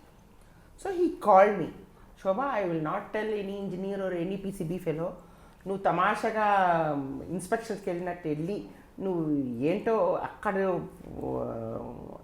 తెలిసినట్టు, I want you to find out the truth, because he got complaints on the local representatives, lot of involvement అని వచ్చింది. సో కొంచెం డెలికేట్గా ఉండింది. I want you only you to go get me and bring the report only to me. నేను ఎవరితో కూడా మాట్లాడలేదు. అప్పుడప్పుడు పేపర్ వాళ్ళు కూడా వస్తే నేను వచ్చాను చూసాను తీసుకెళ్తున్నాను కానీ రిజల్ట్ కూడా చెప్పలేదు, తర్వాత తెలిసింది. సో వెళ్ళి మీ చుట్టుపక్కలవన్నీ చూసుకుంటూ నున్నకు కూడా వెళ్ళి అది చూస్తున్నాను. ఆ డిస్టిలరీ అంతా ఉంది, వాటి ఏరేటర్స్ ఉన్నాయి, ఎఫ్లిన్ ట్రీట్మెంట్ నడుస్తుంది, దాని నుంచి నీళ్లు వదిలేసి చెట్లు పెంచుతున్నారు, అంతా బాగానే ఉంది. బట్ వాటర్లోంచి శాంపిల్స్ తీసుకెళ్ళాను. ఇక్కడ Vijayawada we have our laboratory. శాంపిల్స్లో టెస్ట్ చేయిస్తే దేర్ ఆర్ లెవెల్స్ అండ్ చుట్టుపక్కల downstream, upstream, villages, ప్రజలు, వాళ్ళ హెల్త్ స్టేటస్, ఇవన్నీ కూడా చూశాను చాలా డీటెయిల్గా. ఇక్కడ when you blame somebody you have to have solid proof and correct evidence కూడా ఉండాలి and you have to track it to the correct product. So ఉన్నది ఇది, బట్ ఎక్కడి నుంచి ఎలా వస్తుంది ఎక్కడా కనిపించట్లేదు. అది ఏదైనా బోట్ వేసుకుని వెళ్ళే నల్లా కాదు అది, ఇటు నుంచి నడిచినా అటు నుంచి ఇటు నుంచి నడిచినా కనిపించటం లేదు. ఆఖరికి ఇటు కాదు అని అటు సైడ్ టువర్డ్స్ ద డిస్టిలరీ నున్న ఫ్యాక్టరీ సైడ్ నుంచి ఈ చివరి నుంచి అక్కడికి 1.5 కిలోమీటర్ 2-3 సార్లు నడిచాక ఒక గోడకి ఇటుపక్క ఒక చోట నుంచి కొంచెం వస్తున్నట్టు అనిపించింది. వి వర్ నాట్ క్లియర్. అండ్ అక్కడ దిగాలని అప్పుడు మా స్టాఫ్ని వాళ్ళని అక్కడ లోకల్ లేబరర్స్ని పిలిపించి వాళ్ళకి గ్లవ్స్ గంబూట్స్ అన్నీ ఇచ్చి కొంచెం అక్కడికి వెళ్ళి అవన్నీ అంత ముళ్ళ ఇదంతా అవన్నీ తీసి చూస్తుంటే కొంచెం ఇంత చిన్న ఓపెనింగ్లా కనిపించింది. దాంట్లోంచి వస్తుంది. అది ఎంత కిందకు ఉందంటే ఇప్పుడు మనం ఇక్కడ 4 ఉందనుకోండి, ఇక్కడి నుంచి ఇక్కడ గడుతున్నాం 6 అడుగుల కింద ఉంది. 6 అడుగుల కింద నుంచి వస్తున్నట్టు కనిపిస్తుంది. 6 అడుగుల కిందకి ఇక్కడ ఇంత లెవెల్ ఈ పై నుంచి కిందకి వెళ్తుందా ఓర్ అది ఏదైనా జస్ట్ ఊజింగ్ కూడా అయి ఉండొచ్చు కదా అని. బట్ అక్కడ శాంపిల్ కలెక్ట్ చేయమన్నా శాంపిల్ కలెక్ట్ చేస్తే వాల్యూస్ ఉన్నాయి, టాక్సిక్ ఎలిమెంట్స్ అవన్నీ వాల్యూస్ ఉన్నాయి. అది చూస్తే వీళ్ళ యూనిట్లోంచి కూడా తీస్తే అది ఇది మ్యాచ్ అయింది. వి మ్యాచ్ ద కాంపోనెంట్స్. ఎక్కడి నుంచి ఎలా వెళ్తుంది ఎక్కడా కనిపించట్లేదు. సరే అక్కడ కనిపిస్తుంది కదా, దానికి ఎగ్జాక్ట్లీ లోపల ఫ్యాక్టరీలో తవ్వించడం మొదలెట్టానండి. ఎప్పుడైతే తవ్వించడం మొదలెట్టానో మేనేజ్మెంట్ వచ్చేసింది పరిగెత్తి. Then I knew there is something definitely here. Exactly 6 అడుగుల లోపల ఎంతవరకు ఎక్కడి నుంచి వచ్చినా అంతవరకు వెళ్ళి అవన్నీ తవ్వేస్తుంటే పేపర్ వాళ్ళు న్యూస్ పేపర్ వాళ్ళు టీవీ అందరూ వచ్చేసారు. అందరూ వచ్చేసి వాళ్ళు ఎవరిని గేట్లోంచి లోపల రానియద్దన్నాను. ఎందుకంటే నాది మధ్యలో పని అయిపోద్ది ఇలా వస్తాయి. మరి కంపెనీ వాడు మీకు సపోర్ట్ చేశాడు, థ్రెట్ ఇచ్చాడండి? అన్నీ అయినాయి అక్కడ. మా ఇంజనీర్స్ నా టాస్క్ ఫోర్స్ అంతా ఉన్నారు. వాళ్ళకి నేను ఫుల్ బలం, నేను వస్తే చాలా వాళ్ళు ఫుల్ పని చేసేటాను రెడీ అన్నమాట. ఇంకా వాళ్ళు ఉంటే మీరు ఎవ్వరు మాట్లాడారు, మీరు పని చేయండి, వాడు ఏం మాట్లాడుతున్నా మీరు రికార్డ్ చేయండి అన్నట్టు. Right. When we started recording and note మోస్ వాడు కంప్లీట్ సీజ్ చేస్తాను, తాళం వేయించేసాను, ఆఫ్ చేసాను, switch off, current off, everything తీసుకొచ్చేసి నేను ప్రెస్ వాళ్ళకి ఏంటంటే ఏం లేదు మేము ఒక వాల్యూస్ అలా కనిపించింది, సో టెంపరీ స్టాప్ చేస్తున్నానంటే ఏంటి అనేది కొంచెం టెంపరీ క్లోజ్ చేయించేస్తాను, సీల్ ఆఫ్. తర్వాత మేము అది ఫైనలైజ్ చేసి ఏమి తప్పు లేదంటే తెరుస్తామని చెప్పేసి వచ్చేసానంటే. నెక్స్ట్ రాత్రి బండి ఎక్కేసి హైదరాబాద్ వచ్చేసాను అంతే. అవన్నీ రిపోర్ట్స్ మన వాళ్ళని హోల్ ఫోటోగ్రాఫ్స్ వీడియో అన్నీ తీసి తవ్వితే కర్ర పెట్టి చూసామండి. అంత బ్యూటిఫుల్ బ్రిక్తో కట్టాడండి నీట్గా. That was another thing. వచ్చి సిఎస్కి రిపోర్ట్ ఇస్తానే నువ్వు క్లోజ్ చేసావా లేదనిపోతుంది, క్లోజ్ చేసా వచ్చాను సార్ అంటే గుడ్ అని. He was the chairman of pollution control board, chief secretary is the chairman of the pollution control. Notice ఆయన చేతి ఇప్పించాను. ఆయన చేతి ఇచ్చాక ఇంక వాడికి అర్థమైంది that he has to repair. Then he of course he repaired and later after 6 months we opened it. Till then it was closed. And appudu ma maavaya garu, he was alive, he was in Vijayawada. He was telling me వాళ్ళ పొలంలోంచి చెరుకు నున్న ఫ్యాక్టరీకి వెళ్ళేదంట. నా అదిగో నున్న factory ఒక card ఉంది, అది చూపించి మామగారు వీడికి పంపించారా మీరు ఇంకెప్పుడు పంపించదు వాడికి మానేశాడు. ఆయన చెరుకు అక్కడ పంపించడమే మానేశారు. వాడు వెధవా వాడికి పంపించదంటే మానేశారు అనమాట. దట్ వాజ్ అ వండర్ఫుల్ ఇది. Then Vizag it's a bowl. Visakhapatnam మీరు గమనించుంటారు, బౌల్లో ఉంటుంది, చుట్టూ కొండలు ఉంటాయి, ఇటు పక్క సీ. సో సీ నుంచి ఏదొచ్చి కొట్టినా ఇక్కడి నుంచి ఇక్కడే ఆల్ ఎయిర్ పొల్యూషన్ అవని ఏమని అక్కడే ఉండిపోతుంది. It can't go back. ఇప్పుడు ల్యాండ్ నుంచి సీ మీదకి ఎయిర్ వెళ్ళదు, సీ నుంచి ల్యాండ్ మీదకి ఎయిర్ వస్తుంది. సో దాంతో ఆ బౌల్ ఎఫెక్ట్తో people were suffering, pollution, air pollution and other thing.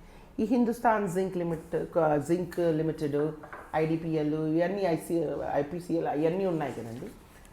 So వాటివన్నీ levels అంతా బాగానే ఉన్నాయి. కానీ హిందుస్థాన్ జింక్ వాడు what he was doing is a chromate, ఒక పెద్ద he had sort of place to dump this waste. అది ఆ డంప్ సరిగ్గా చేయకపోతే it will leach in to the ground. And ఆ గ్రౌండ్ లెవెల్లో ఈ జింక్ అండ్ క్రోమియం వెళ్ళిందంటే it causes effect to all the drinking water sources all around. అది సరిగ్గా తయారు చేయకపోతే కేర్ఫుల్గా తయారు చేయాలి, లీచ్ చేయటం అంతా, దానికంతా మెంబ్రెయిన్స్ అన్నీ లే చేయాలి. అదే సరిగ్గా లేకపోవటం వలన అట్లా అయిందనమాట. సో వెళ్ళి చెప్పాను యూ బెటర్ రిపేర్ అని. He didn't repair. రెండోసారి వెళ్తే no, if you do not repair I'm closing it And I'm also going to impose fine on you. First time in the history of pollution control boards in the country, I imposed fine on him 4 crores. 4 crores. Wow. For 2006 4 crores impose చేశాను first time. వాడు owner రాజస్థాన్లో ఉంటాడు. మేము ఇక్కడంతా management, మేము owner అక్కడంటే you call him, I'm not sealing it, you call him, you pay with in 1 week 4 crores. That is a deposit for you to install and repair your total leachate and membrane and store in your sink. వాడు వచ్చాడు దాంట్లోకి. He paid 4 crores and our 4 crores payment and I gave 6 months time. 6 monthsలో వాడు కట్టుకున్నాడు. 6 months దాటి కట్టాడు. So I have forfeited 4 crores. 4 crores came to PCB, but 6 months దాకా కట్టుకుని 8 months 1 year పట్టింది అతను సెట్ చేసుకుని. బట్ ఇటువంటి బిగ్ షాట్స్తో మీరు ఫైట్ చేస్తున్నప్పుడు మీకు థ్రెట్ రాలేదా? నన్ను చాలా అనేవారు. I say see look, I'm not doing it for my pocket or for మా ఇంట్లో పెళ్ళి కాదు. First thing I use to say, I'm only taking care of the people and the environment. I'm answerable to the people and environment. I'm asking you to keep them clean and neat and keep them healthy. To do that, you have these clean mechanisms to adopt. మీరు ఈ clean mechanisms, treatment facilities పెట్టుకోండి. కొంచెం కష్టం అవుతే ఆ తర్వాత మీకే benefit వస్తుంది. FDA America will, if there is a clean mechanism, ఇలాంటి పొల్యూషన్, ఇలాంటి మాది ఏం థ్రెట్ టు క్లోజర్ లేదంటేనే వాళ్ళు ప్రోడక్ట్ కొంటారు. లేకపోతే నువ్వు తయారు చేసింది కూడా నీ ప్రోడక్ట్ కూడా కొనడు ఎవరు. So you want a clean chit to cell your product or not to run your business, you do. Otherwise, if you don't do, I'll not open. Okay. Pollution control board వ్యక్తికి వచ్చారండి. So 2010, my principal chief conservator spoke to the chief secretary and unwillingly sent me back to the department. I was for 17 and a half years outside forest department, starting with PDDRDA, with planning department and pollution control board. I was for 17 and a half years outside. So I went back to the department in 2010. He took me back to start the CAMPA scheme then. The CAMPA scheme, the Compensatory Afforestation Management and Planning Authority, which has funds deposited in Government of India అన్నమాట. ఇప్పుడు మనం ఏదైనా forest land non forestry పర్పసెస్కి divert అయితే, road కావచ్చు, railway line కావచ్చు, irrigation project అవ్వచ్చు, or reservoir అవ్వచ్చు, ట్రాన్స్మిషన్ లైన్ కావచ్చు, ఆప్టికల్ ఫైబర్ కేబుల్ కావచ్చు, వీటికన్నిటికీ ఎప్పుడైతే ఫారెస్ట్ ల్యాండ్ డైవర్ట్ అవుతుందో దానికి ఎంత ల్యాండ్ పోయిందో దానికి నెట్ ప్రజెంట్ వాల్యూ కట్టాలి. ఎంత ల్యాండ్ పోయిందో equivalent land non forest land ఇస్తారు. ఆ నాన్ ఫారెస్ట్ ల్యాండ్లో అఫారెస్టేషన్, కాంపెన్సేటరీ అఫారెస్టేషన్ రేస్ చేయడానికి డబ్బులు కడతారు. ఈ రెండే కాకుండా ఒకవేళ వైల్డ్ లైఫ్ ఏరియాస్ ఏమైనా ఇన్వాల్వ్ అయితే ఆ wild life mitigation measures plan కూడా డబ్బులు కడతారు. చుట్టూ బౌండరీ పిల్లర్స్ కట్టడానికి కూడా డబ్బులు ఇస్తారు. ఎక్స్ట్రాక్షన్ చేసి ఇవ్వటానికి, చెట్లు వాళ్ళకి ల్యాండ్ హ్యాండ్ ఓవర్ చేసే ముందు చెట్లు కొట్టేసి మేము డిపోలో సేల్ చేయాలి, వాటికి కూడా వాళ్ళు డబ్బులు ఇవ్వాలన్నమాట. ఈ ఫండ్స్ అన్నీ 1980లో వచ్చింది ఇది ఫారెస్ట్ కన్జర్వేషన్ యాక్ట్. అప్పటి నుంచి జరుగుతున్న వాటికన్నిటికీ డబ్బులు అప్పుడు మొదట్లో స్టేట్స్ దగ్గరే ఉండేవి. కానీ స్టేట్స్ ఈ కాంపన్సేటరీ అఫారెస్టేషన్ సరిగ్గా ఇంప్లిమెంట్ చేయట్లేదని 1995 నుంచి ఒక గోదావరవన్ తిరుమల పాడని, is a deputy tahsildar of Tamil Nadu. He filed a case in supreme court saying that ఈ ఫారెస్ట్ ల్యాండ్ డైవర్షన్ అవుతుంది, దాని డబ్బులు కడుతున్నారు అన్ని స్టేట్స్లో ఉన్నాయి, కానీ they are not being put to proper use అని. ఆ 95లో ఆయన వేసాక అప్పుడు ఆ డబ్బులన్నీ అందరు స్టేట్స్ నుంచి ఎక్కడెక్కడ ఎంత డైవర్ట్ అయింది, ఎంతెంత డబ్బులు వచ్చినాయి అన్ని స్టేట్స్ నుంచి తీసుకుని గవర్నమెంట్ ఆఫ్ ఇండియాలో డిపాజిట్ చేశారు. అప్పటి నుంచి డైవర్ట్ అవుతున్న మనీ అంతా గవర్నమెంట్ ఆఫ్ ఇండియాలోనే అకౌంట్స్లో డిపాజిట్ చేయాలి. ఏ స్టేట్ ఆ state. That amount they started giving. Supreme court gave orders in 2009. 2009లో compensatory afforestation management guidelines అని ఇచ్చి every year 10% of the amount deposited for diversion ఏ స్టేట్కి ఆ స్టేట్కి ఇస్తే వాళ్ళు ఆ ల్యాండ్స్ ఏవైతే వచ్చినాయో కాంపన్సేటరీ ల్యాండ్స్లో కాంపన్సేషన్ చేయటం, అఫారెస్టేషన్ రైజ్ చేయటం, వైల్డ్ లైఫ్ ఏరియాస్లో wildlife mitigation measures implement చేయటం, క్యాచ్మెంట్ ఏరియా అయితే క్యాచ్మెంట్ ఏరియా ప్లాన్ చేయటం, ఈ ఎన్పివి కింద తీసుకున్న డబ్బుల్లో కూడా అఫారెస్టేషన్ చేయటం, ఇవన్నీ చెయ్యాలి అని గైడ్ లైన్స్ ఇచ్చిందన్నమాట. So that was the year 2009 when it came and the scheme came, and every state started getting 80 to 100 crores per year. అప్పుడు ఆంధ్రప్రదేశ్కి 89 crores వచ్చింది ఫస్ట్ అనమాట. సో దాన్ని వచ్చాక అది వచ్చినా they did not spend 2009. So 2010 దాని స్కీమ్ అని చెయ్యాలి అది అని ఇంకా no state was, it was in the beginning stage whole country. So ఈ స్కీము ఇలాంటి ఇంప్లిమెంటేషన్ ఇవన్నీ అంటే శోభ బాగా చేస్తుంది అని నన్ను సిఎస్ గారిని అడిగి పట్టుకుని they got me back. So నేను I join back a CCF, అప్పుడు ర్యాంక్ నేను CCF CAMPA. So then I went to Delhi once, came back, got the guidelines, studied, and I prepared my annual plan in April 2010. Went to Delhi again and got first clearance in the country was Campa Plan of Andhra Pradesh. అప్పటి నుంచి ఆ plan they recorded and sent to all the states. On this broad framework, you prepare your annual plan of operations అంటారు దాన్ని, APO అంటారు. You prepare your APO and submit it. So that's how I started the Campa almost in the country. అప్పటి నుంచి guide lines అన్నిటికీ కూడా నన్నే పిలుస్తూ వచ్చేవారు ఢిల్లీలో కూడా. సో అది అలాగా వచ్చింది. Then state bifurcation. Satisfaction in CAMPA is we could do, ఇప్పుడు మన స్టేట్ ఇచ్చే ఫండ్సే కాకుండా ఈ ఫండ్స్ నుంచి మన ఫారెస్ట్ ఏరియాస్ని ప్రొటెక్షన్ అండ్ కన్జర్వేషన్ చేయగలిగాం. That is very good. It was a nice supplementary amount, complement చేసింది మన వర్క్కి. దాని నుంచి చక్కగా అన్ని సిస్టమేటిక్గా దెన్ వీ నోటిస్డ్, అప్పుడు పీసీసీఎఫ్ అందరూ డిస్కస్ చేసుకుని మన స్టాఫ్కి ఇంటీరియర్ ఏరియాస్ ఆఫ్ క్వార్టర్స్ తక్కువ ఉన్నాయి, they don't have infrastructure, they do not have even mobility, jeeps లేవు, మన సబ్ డిఎఫ్ఓస్కి లేవు, డిఎఫ్ఓస్కి లేవు, కన్జర్వేట్. మనకప్పుడు government also did not give much funds for buying vehicles for the department.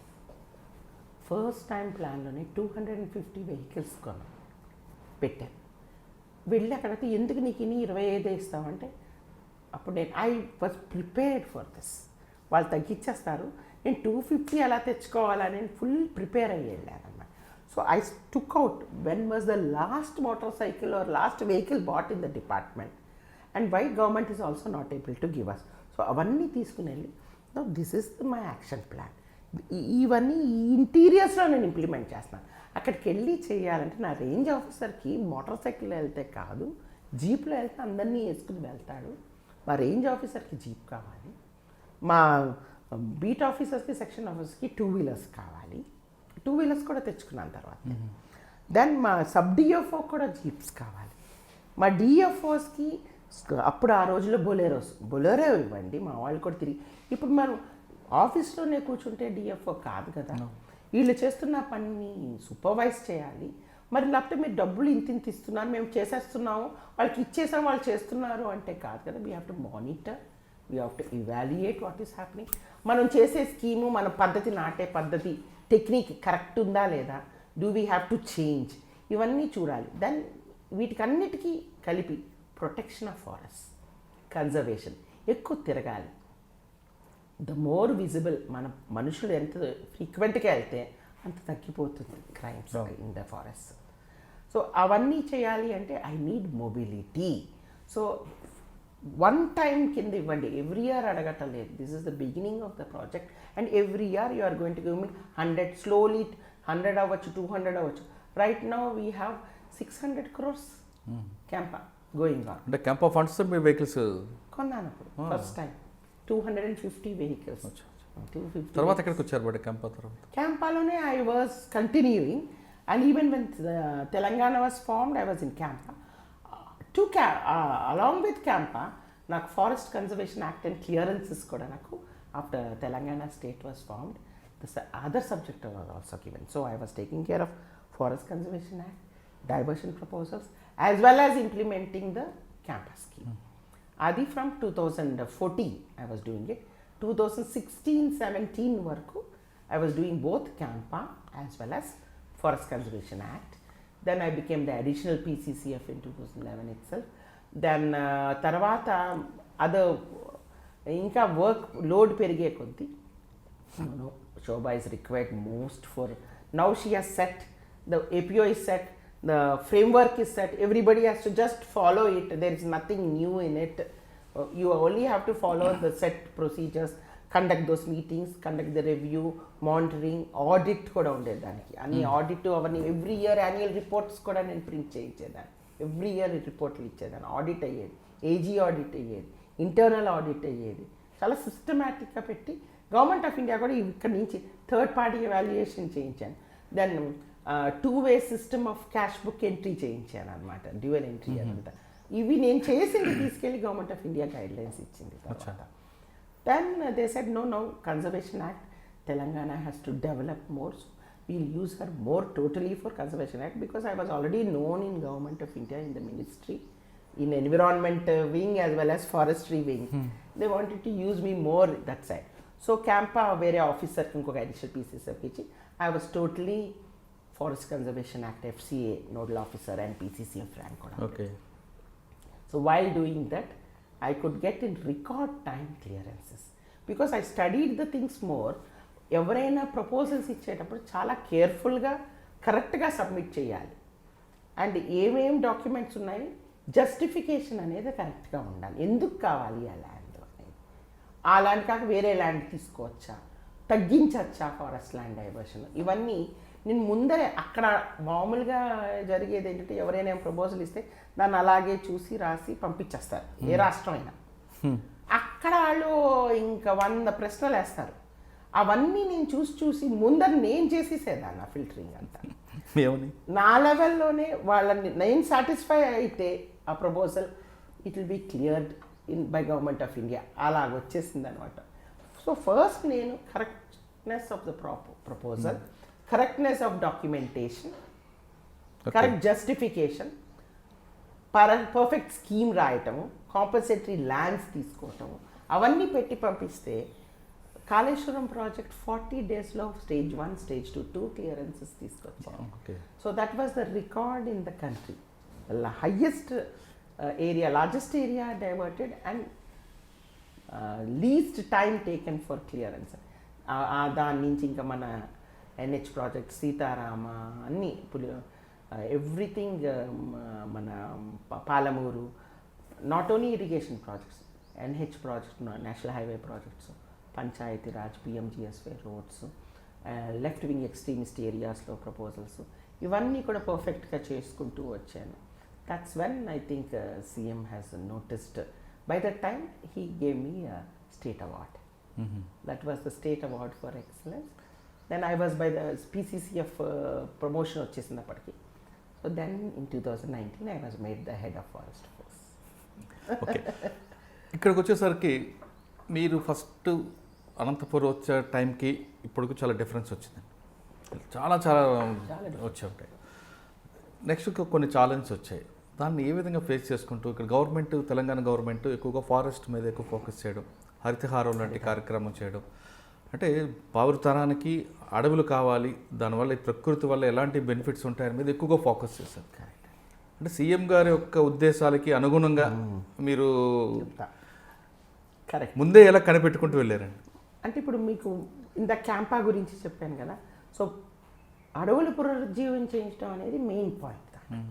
So ఎప్పుడైతే 2014లో వచ్చి 2015లో హరితహారం కాన్సెప్ట్ ఉన్నప్పుడు I was also part of it, discussions అలా.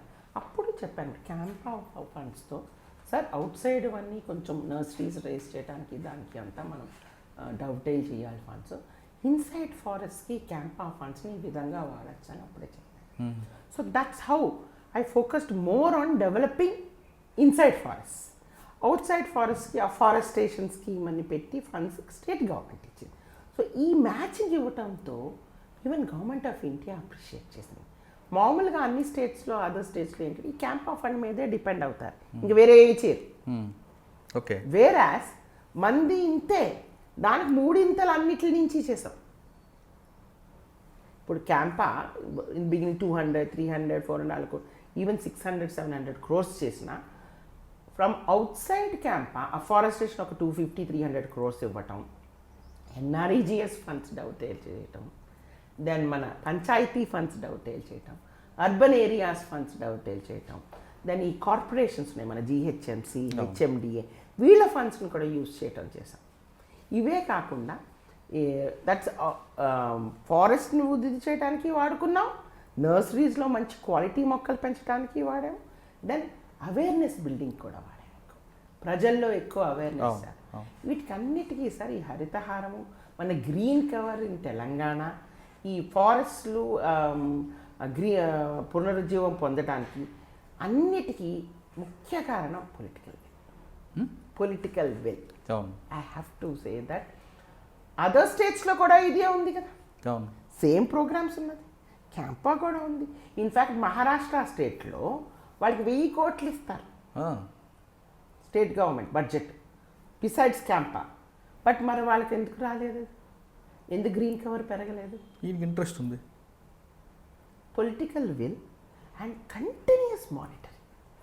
ఆయనకి సపోర్ట్గా సంతోష్ గారు ఒకరు, మన గ్రీన్ ఛాలెంజ్ ఆయన కూడా అంతే కదా. ఇప్పుడు ఎలా పెట్టారంటే దృష్టి, అసలు అదృష్టం అండి మా ఫారెస్ట్ డిపార్ట్మెంట్. ఇప్పుడు ఏ ఫారెస్ట్ అధికారి అయినా ఫారెస్ట్ డిపార్ట్మెంట్లో చేరిన వాళ్ళకి నేను చూసుకుంటున్న అడవి అలాగే ఉండాలి, ఏమాత్రం చెడిపోకూడదు, కన్జర్వేషన్ పెరగాలి, గ్రీన్ కవర్ పెరగాలి, అక్కడ జీవ వైవిధ్యం కూడా పెరగాలి అని కోరుకుంటాం. అండ్ దాన్ని ప్రాణాలొడ్డి ప్రొటెక్ట్ చేసుకుంటాం ఎవరికి. అలాగా చేసుకుంటున్నప్పుడు మాకు వచ్చిన స్కీమ్స్ అవన్నీ చేసినప్పుడు ఇంకా చేయండి అని మనకు సపోర్ట్ ఇచ్చేవాళ్ళు ఉంటే ఇంకా అంతకంటే మించింది ఎవరికి కావాలి sir. So we have the best from ever since 2014.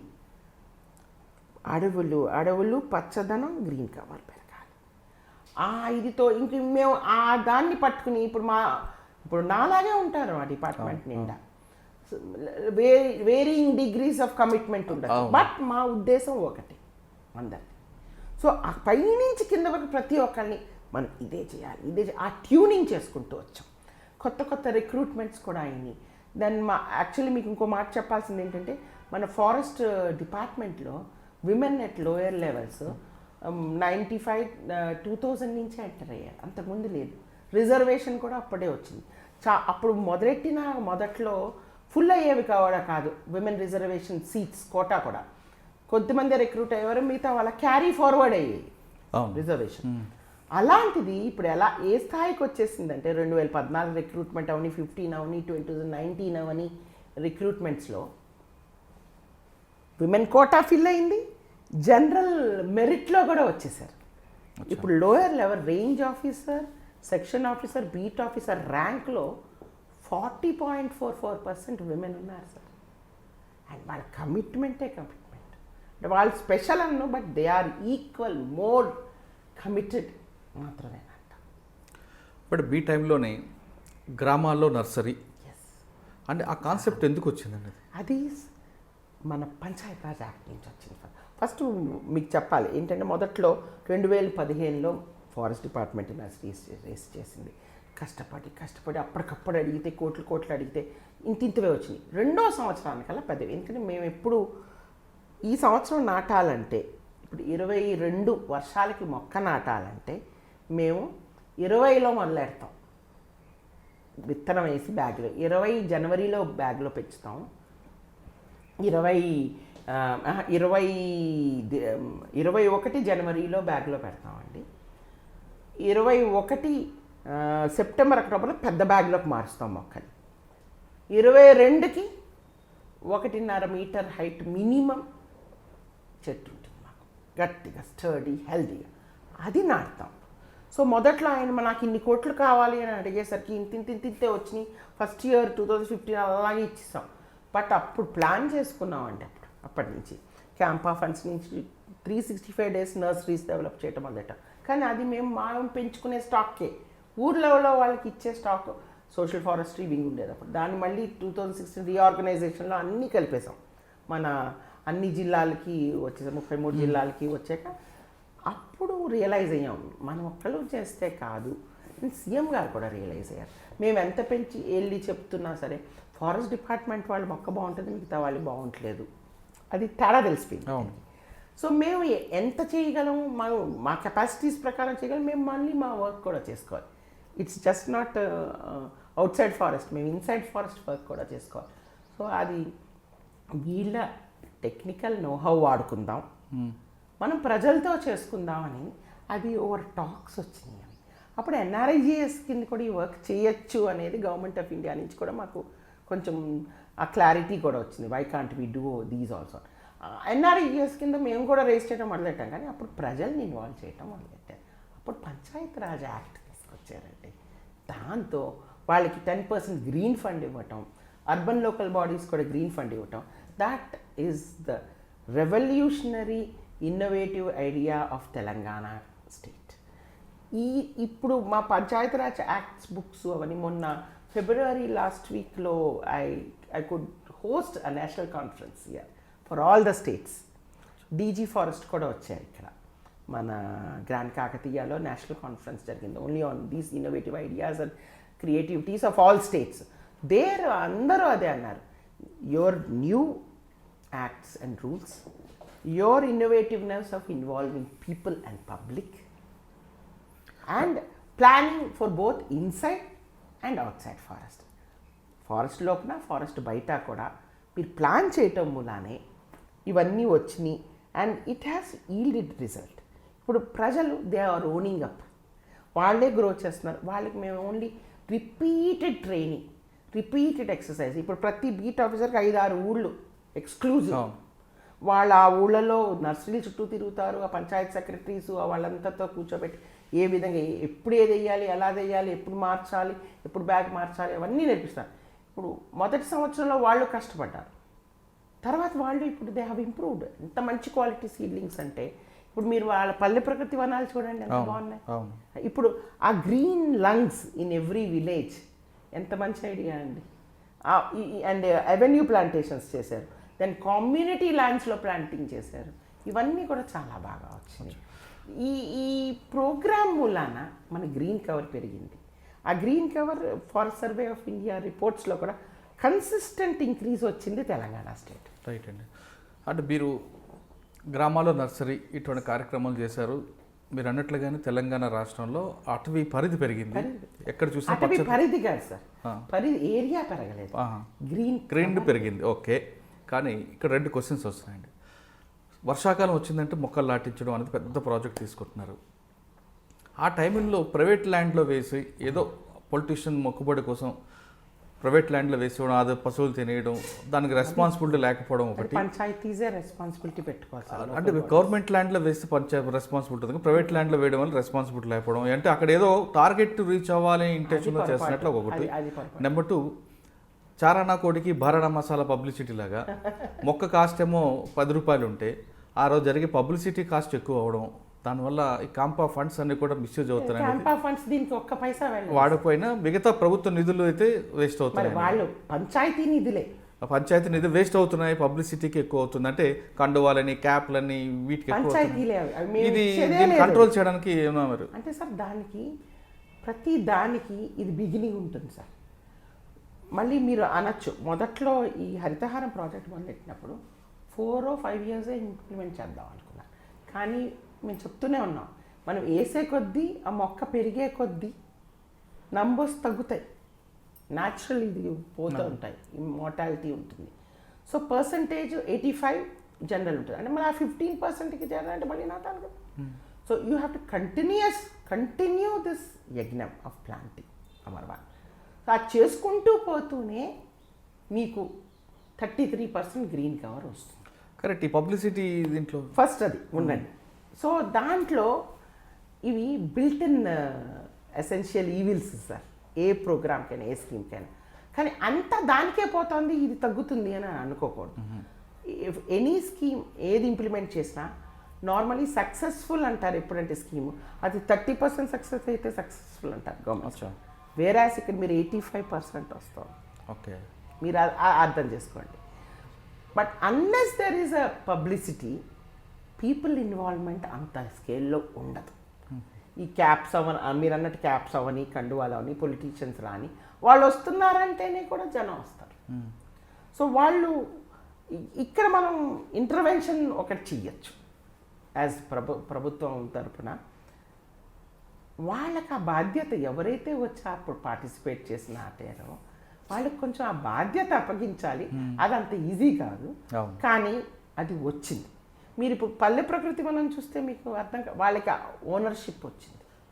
వాళ్ళు మా పార్కు, మా ప్రకృతి వనం అని పెంచుకుని ప్రొటెక్ట్ చేసుకుంటున్నారు. అక్కడ ఒక్క మొక్క పోనీరు. అంటే ఇప్పుడు అదే కార్యక్రమంలో అది మెల్లిగా స్ప్రెడ్ అవ్వాలి సార్. ఇప్పుడు ప్రతి గ్రామంలో రోడ్ల పక్కన కూడా వేశారు, కానీ అన్ని చోట్ల కనిపించవు. అవును. అంటే నేను ఆ ప్రాజెక్ట్లోనే ఇప్పుడు మీరు ఒక అడ్వైస్ తీసుకొస్తున్నారు కాబట్టి కొన్ని గ్రామాల్లో బస్ షెల్టర్ ఉందనుకోండి ఎగ్జాంపుల్. బస్ షెల్టర్ ఆ ఊర్లో ఉన్న వాళ్ళ కుటుంబీకులు చనిపోతే వాళ్ళ పేరు చేస్తారు. ఏ విధంగా అదే క్యాంపెయిన్ తీసుకోవాలి. అదేవిధంగా మీరే ఒక మంచి మొక్క నాటించి గ్రామస్తులు ఎవరి చేత ఈ మొక్క మా నాన్నది అనేది వాళ్ళ పేరు మీద ఇస్తే వాళ్ళే దాన్ని కాపాడుకుంటారు కదా. స్మృతి వనం అంటాం వాళ్ళ పేరు మీద పెట్టి. అది ఆ కార్యక్రమం చేయొచ్చు కదా. మెల్లిగా ఇప్పుడు మనం చెప్తుంటే వాళ్ళు చేసేది కాదు సార్, వాళ్ళు రావాలంటే అప్పుడే ఓనర్షిప్ వస్తుంది. మనం చెప్తే ఓనర్షిప్ రాదు. ఇప్పుడు మేము ఎక్స్పెక్ట్ చేయలేదు, to tell you frankly. Forest డిపార్ట్మెంటే కాదు, వేరే వాళ్ళు కూడా నేర్చుకుంటేనే ఇది సక్సీడ్ అవుతుందని రియలైజ్ అయినప్పుడు మనం పంచాయతీ నర్సరీస్కి వాటికి వెళ్ళాం. ఫస్ట్ ఇయర్ సరిగా రాలేదు, సెకండ్ ఇయర్ రాలేదు, కానీ ఇప్పుడు థర్డ్ ఇయర్ నుంచి టైం పడుతుంది. రైట్, కొంచెం టైం పడుతుంది. ఇప్పుడు మీరు డిపార్ట్మెంట్లో అమ్మాయిలందరూ చాలామంది వస్తున్నారు, బాగా వాళ్ళకి ప్యాషన్గా వస్తున్నారని చెప్తున్నారు. అది చాలా మనందరూ కూడా వెల్కమ్ చెప్పాల్సిందే. కానీ అమ్మాయిలకి ఇక్కడికి వచ్చిన తర్వాత దాడులు జరగడం అనేది జరుగుతుంది. రీసెంట్గా మనం ఆదిలాబాద్ ఇష్యూ తీసుకుంటే మరి అటువంటిప్పుడు వాళ్ళకి ఏ విధంగా ప్రొటెక్ట్ చేస్తామండి సార్? అది మీకు ఎందుకు జరిగిందో ఆ దాడి తెలుసా మీకు? అమ్మాయి కళాజాతం తీసుకెళ్ళింది. షీ టుక్ కల్చరల్ ట్రూప్ని తీసుకెళ్ళింది ఆ ఊర్లోకి. కళాజాతం దేనికి? ఫైర్ మేనేజ్మెంట్, ఫైర్ పడకూడదు, అగ్గి పడకూడదు, ఫారెస్ట్లో ప్రొటెక్ట్ చేసుకోవాలి అని చెప్పడానికి, తెలియపరచడానికి కళాజాతం తీసుకెళ్ళింది. ముందర సర్పంచ్కి చెప్పింది, ఊరోళ్ళకి చెప్పింది, అంతా చెప్పారు. అందరు రాండి మేము ఆ అమ్మాయి తీసుకెళ్ళింది. ఆ అమ్మాయితో అప్పుడు 2-3 కూడా వెళ్ళారు. ఆ అమ్మాయి she was 8 months pregnant also. ఇక్కడ కాగజ్ నగర్లో జరిగింది సార్. అవి తీసుకెళ్ళిన తర్వాత సర్పంచ్ ఉన్నాయి, వెనకాలకి వెళ్ళిపోయాడు. విమెన్ని ఆ అమ్మాయి మీదకి తరిమేశారు. But she is fine now. Luckily there was no god's grace అనాలంతే. తనకి ఏం మిషాప్ కాలేదు. She is fine now. She is back to our duty. She is already but మంచి పని చేయడానికి వెళ్ళినప్పుడు ప్రజలే రివోల్ట్ అయ్యారు. సో ఇప్పుడు వాళ్ళకి కౌన్సిలింగ్ నడుస్తుంది రైట్ నౌ. ఇప్పుడు వాళ్ళు తప్పు చేసేసారని వాళ్ళు శిక్షించడం కాదు. అంటే నేను అంటుంది ప్రజల్ని ఆ విధంగా ప్రొవోక్ చేసిన వ్యక్తి మీద మనం యాక్షన్ తీసుకోవాలి కదా. వాళ్ళని 8 మందిని వేసేసారు. They are inside.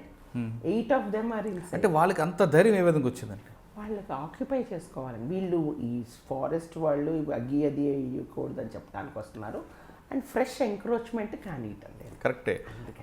వాళ్ళు అంత స్టెప్ తీసుకోవడానికి గతంలో ఉన్న డిపార్ట్మెంట్లో వాళ్ళు ఇచ్చిన అలుసే అనేది ఒక వార్త ఉంది.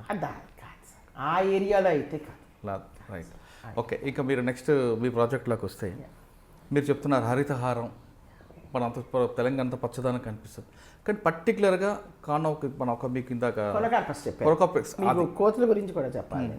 ఆ మొక్కను వేయడం వల్ల ఏంటి benefit? Actually conocarpus is an example. Conocarpus వేయడం అంటే అది యాక్చువల్గా దుబాయ్ లాంటి ప్రాంతాలు మన దేశానికి సంబంధించిన చెట్టే కాదు. మరి అది ఇక్కడ వేయడం వల్ల అది ఈజీగా దొరుకుతోందని, గ్రీన్గా చక్కగా పెరిగి గ్రీన్ కవర్గా కనిపిస్తోందని తక్కువ కూడా దొరుకుతుంది అని వీళ్ళంతా కొనేసేస్తున్నారు. కానీ దాని నుంచి ఏ ఉపయోగం లేదు. అదే కదా. ఇప్పుడు ఇన్ఫ్యాక్ట్ అంటే ఎక్కువ అర్బన్ బాడీస్ కొంతమంది పంచాయతీల్లో వేస్తున్నారు, కానీ పంచాయతీ వాళ్ళు లోకల్ ట్రీస్ ఎక్కువ వేస్తారు. మీరు గమనించుకోండి. వాళ్ళకి జ్ఞానం ఎక్కువ ఉంది. వాళ్ళకి కావాల్సిన చెట్లు ఏవి కావాలో అవే వేసుకుంటారు. ఈ కోనోకార్పస్ ఎక్కువ అర్బన్ ఏరియాస్లో సర్పంచులు ఈ అర్బన్ చూసి ఇది బాగుంది అని ఆయన ఇల్లు అదే పనికి కొనుక్కి తీసుకెళ్ళేసినవి కూడా ఉన్నాయి. వాళ్ళని మెల్లిమెల్లిగా మా వాళ్ళు జ్ఞానోదయం కలిగిస్తున్నారు. ఫారెస్ట్ డిపార్ట్మెంట్ త్రూ ఎక్స్టెన్షన్ అదొద్దని మెల్లిమెల్లిగా అవి తీసి మారుస్తున్నారు కూడా కొన్ని చోట్ల.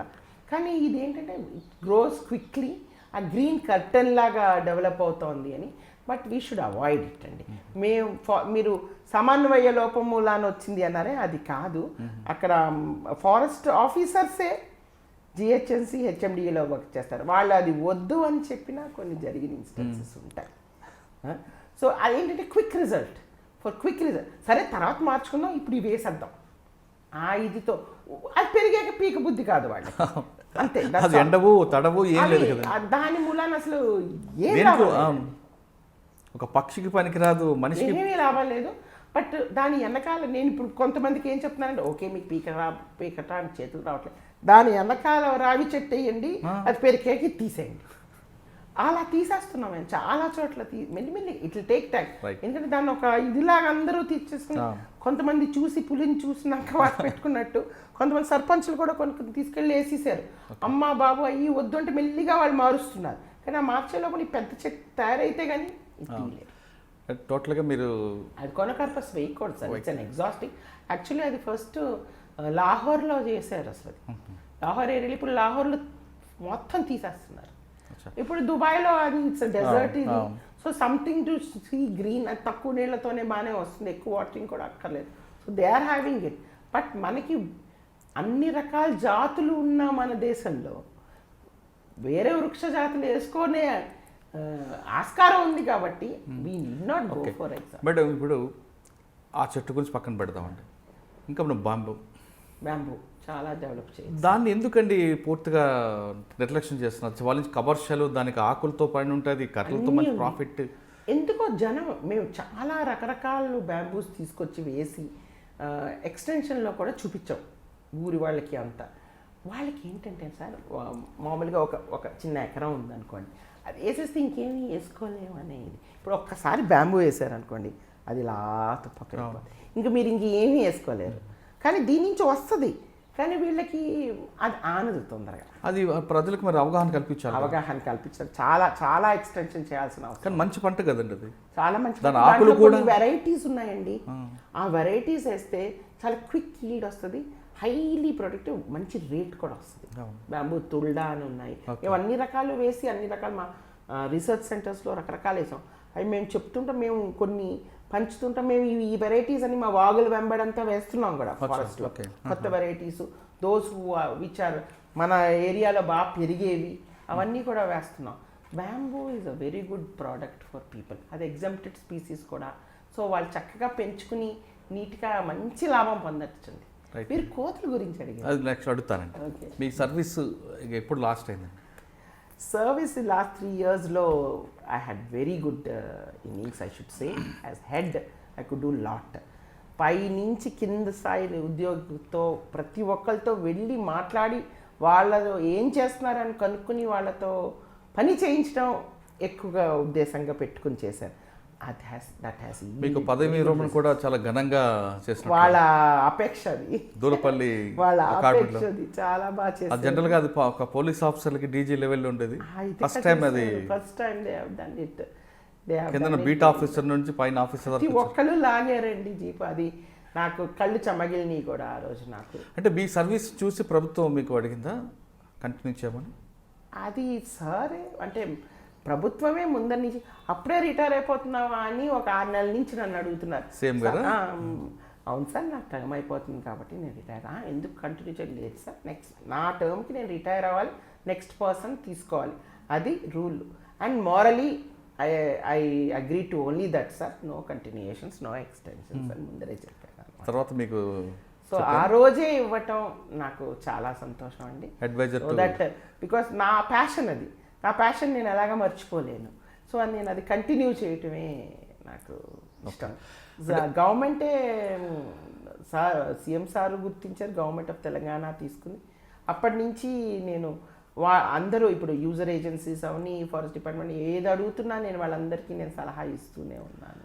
గవర్నమెంట్ ఆఫ్ ఇండియా కూడా నాకు chairman, they have made me chairman for total working plans of government total India. Okay, working plan మాది కోడ్లా ఉంటుంది. ఎవ్రీ 2014లో లాస్ట్ కోడ్ ఇచ్చారు, దాని నుంచి చేస్తున్నవన్నీ ఆ కోడ్ ప్రకారమే మేము ఫారెస్ట్లో ఇంప్లిమెంట్ చేయాలన్నమాట. ఏ వర్క్ చేసినా సరే, ఒక పర్కులేషన్ ట్యాంక్ తవ్వినా అవన్నిటికి there are certain guidelines and rules. ఆ గైడ్ లైన్స్ అండ్ రూల్స్ని రివైజ్ చేయమని they have made me chairman. So అది కూడా నేను ఇప్పుడు December 22కి I have to submit the revised Telangana government కూడా చేయాలి. ఓకే, ఇంకా మనం ఫైనల్ క్వశ్చన్స్కి వద్దామండి. కోతులు మిగతావండి అడవుల్లో ఉండాల్సినవన్నీ కూడా జనంలోకి వస్తున్నాయి. గ్రామాల్లోకి రావాలంటే అక్కడ అడవిలో వాటికి కావాల్సిన ఫుడ్ వాటర్ లేకపోవడం వస్తున్నాయి. దాన్ని మనం ఏ విధంగా షార్ట్అవుట్ చేయాలి? మీరు గవర్నమెంట్కి ప్రధానంగా, ఎందుకంటే కొన్ని గ్రామాల్లో కోతుల వల్ల నష్టపోవడం జరుగుతున్నాయి, కోతులు మనుషుల మీద దాడులు జరుగుతున్నాయి.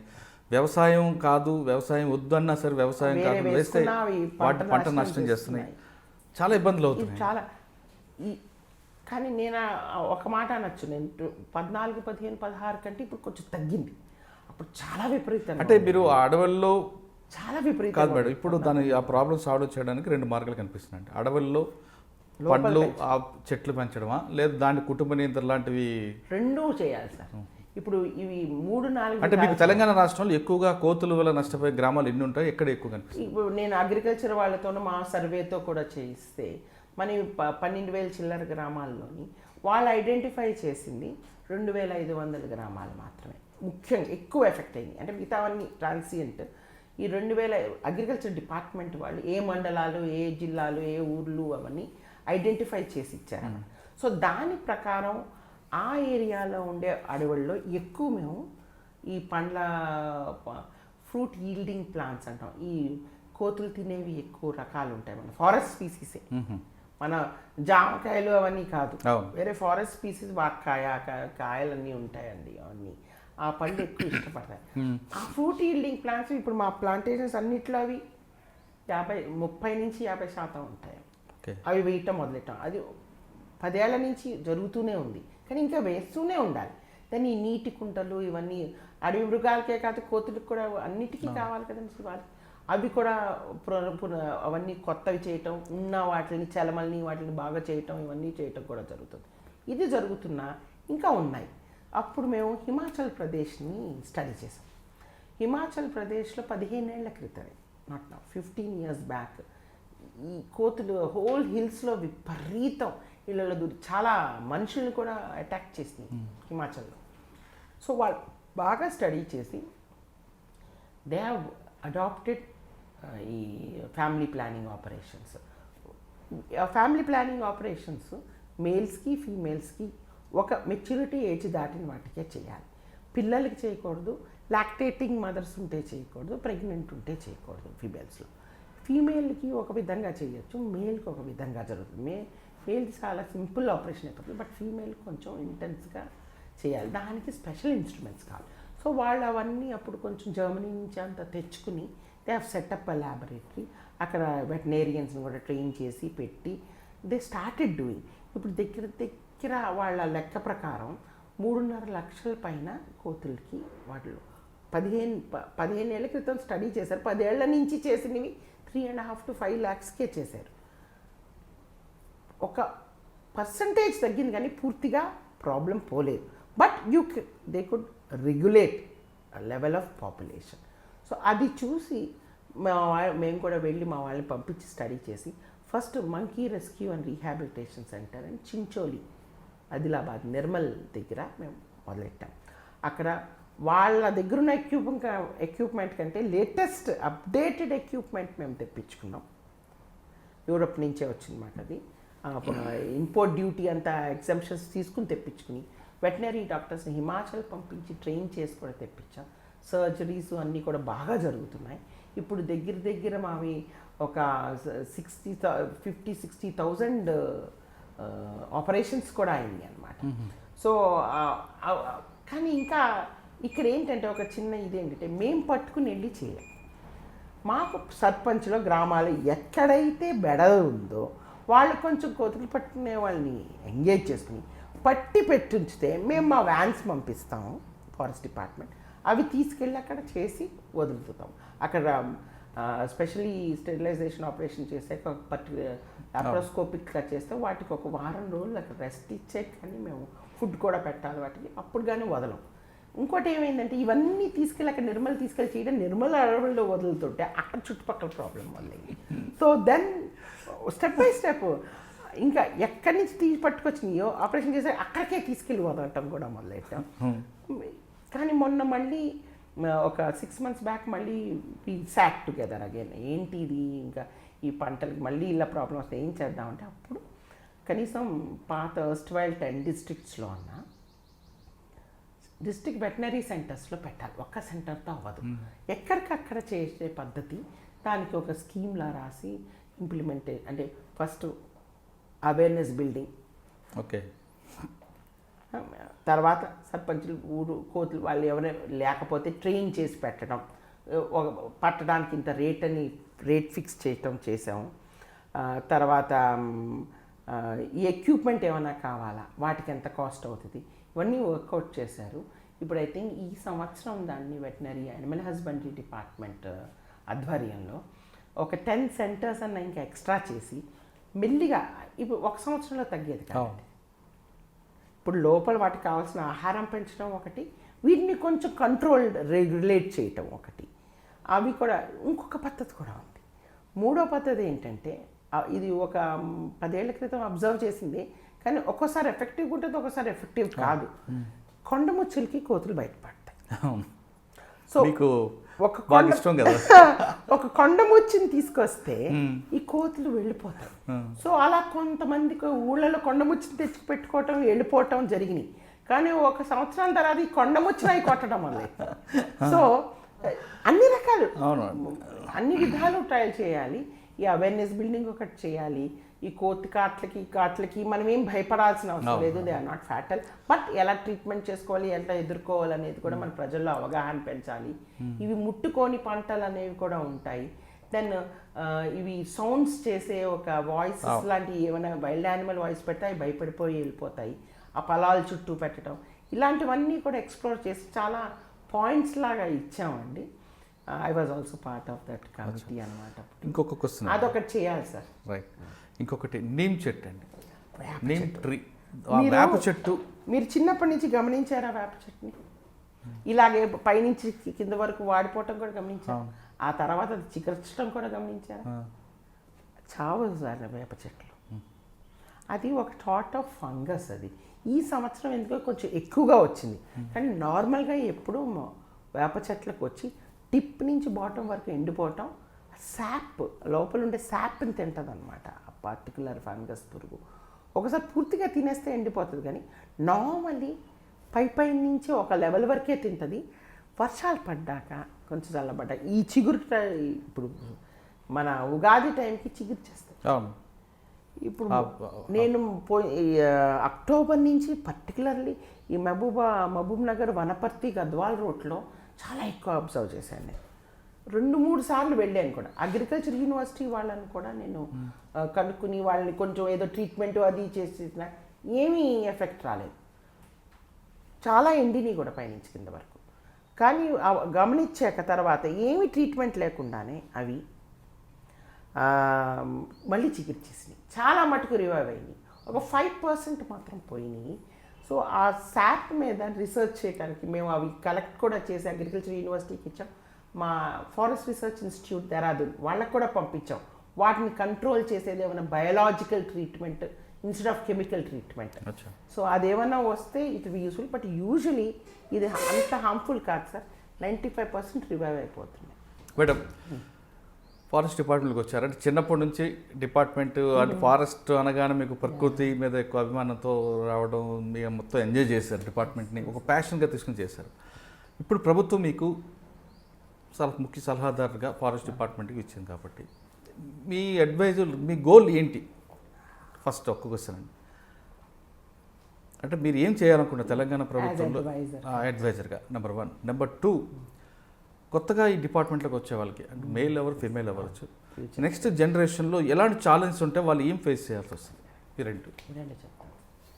ఇప్పుడు as adviser I feel so much of experience నాకు. అన్ని రకాలు, ఇప్పుడు టెక్నికల్గా అయితేనే, లీగలీ అయితేనే, దెన్ మేనేజ్మెంట్, ఇవన్నీ క్వైట్ ఎక్స్పీరియన్స్డ్. సో మా department will continue for ever future also. So వాళ్ళకు వచ్చే సమస్యలకి my experience will definitely give them certain way of going ahead. అది మాత్రం I can always give. That's why I think government has taken me, and my way of dealing with people is different. నేను అందరినీ first నా దగ్గరికి తీసుకుని వాళ్ళతో కలిసి పని చేస్తాను, వాళ్ళతో పని చేయిస్తాను. That is my speciality. నేను వాళ్ళతో కూడా పని చేయిస్తాను. ఆ ఇదిలో I can integrate, coordinate department. ఇప్పుడు అందరూ నాలా ఉండరు కదా సార్ డిపార్ట్మెంట్లో. సో ఉన్న డిపార్ట్మెంటు డిస్ట్రిక్ట్ స్థాయి అవనివ్వండి, డిపార్ట్మెంటల్లో ఇంటగ్రేషన్ కోఆర్డినేషన్కి దానికి my role will be very good. That is one I'm seeing as an adviser. ఇంకోటి because of my experience in environment sector clearances and forest clearances, all departments, user agencies who are having certain projects, మన ఫారెస్ట్లో వెళ్ళేవి ఉంటే వాళ్ళకందరికీ నేను I can guide them properly to get their clearances, approvals at the earliest in the best manner. So ఆ guidance అనేది కూడా చాలా ఉంటుంది. ఇవన్నీ కాకుండా ఇంకా మన చీఫ్ సెక్రటరీ అవనివ్వండి, ఫారెస్ట్ డిపార్ట్మెంట్ వాళ్ళు అవనివ్వండి, సీఎం సార్ అవనివ్వండి, ఓర్ మినిస్టర్స్ ఎవరైనా సరే, whatever doubt they have or anything they would like to know, I can explain to them what I know. If they want to know something more, kuda nenu Government of India tho kuda with my experience and coordination I can handle those things. That is what I am looking for. I think that's why I have been continued ani. I think that is the reason. Adokati sir. Then future mana ippudu challenges ఏమున్నాయండి? చాలా challenges ఉన్నాయి sir. ఇప్పుడు traditionally forest department నేను చేరినప్పుడు, నాకంటే seniors నా bosses చేరినప్పుడు, it was only forest protection, conservation. Slowly social forestry, people's involvement, people and protection ఎక్కువ వచ్చింది. సో మేము ట్రైన్ అయినప్పుడు, నేను ఇప్పుడు 1986లో రిక్రూట్ అయ్యాక 2 years 86 to 88 ట్రైనింగ్ అప్పుడు, అప్పుడే ఈ కంప్యూటర్స్, జిఐఎస్ టూల్స్ అప్పుడు కొత్తలో వచ్చినాయి, కొంచెం తెలుసు. ఇప్పుడు ఇంకా ఆ ఏరియాలో మోడర్న్ టూల్స్ అన్నీ ఇప్పుడు చాలా అడ్వాన్స్డ్ ఉన్నాయి. సో ఇప్పుడు వస్తున్న స్టాఫ్ అయితేనే, ఇప్పుడు లోయెస్ట్ లెవెల్ బీట్ నుంచి ఐఎఫ్ఎస్ ఆఫీసర్స్ వరకు కూడా ఈ ఏరియాస్లో వాళ్ళకి ఎక్స్పర్టీస్ కూడా ఉంటుంది. అది బట్ ఎంత ఎక్స్పర్టీస్ ఉన్నా forest development, environment, protection, total పర్యావరణం అనేది వేరేగా చూడాలి.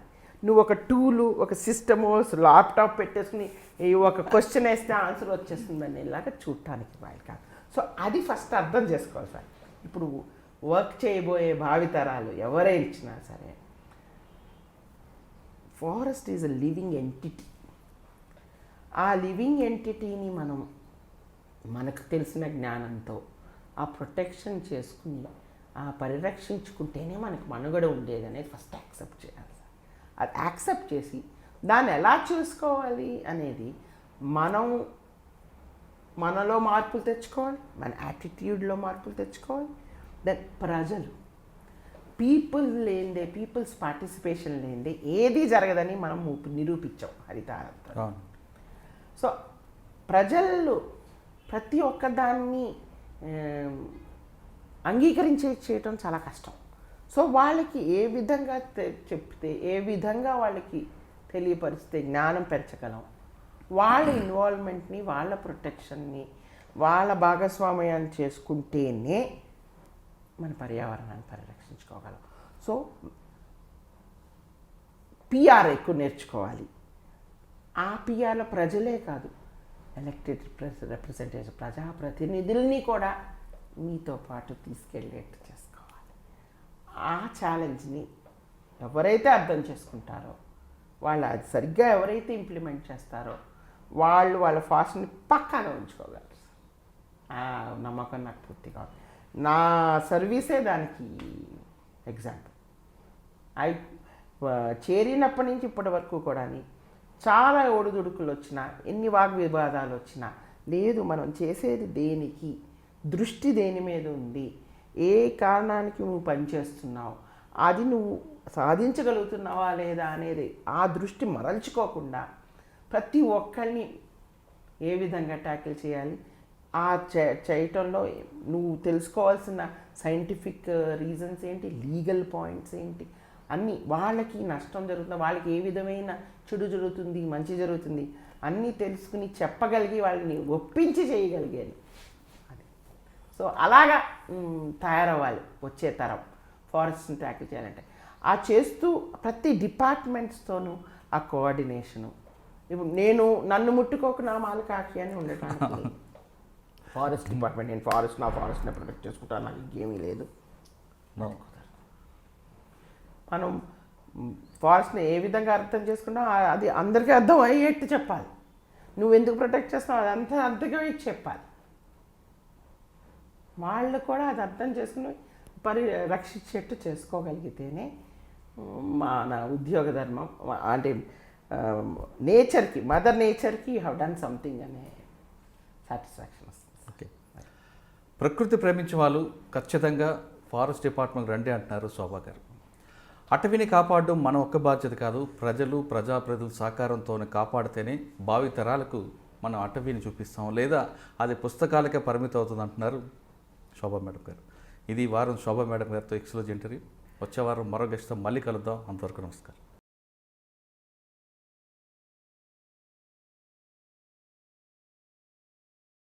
మీరు చూస్తున్నారు iDream న్యూస్ని. Please subscribe iDreams.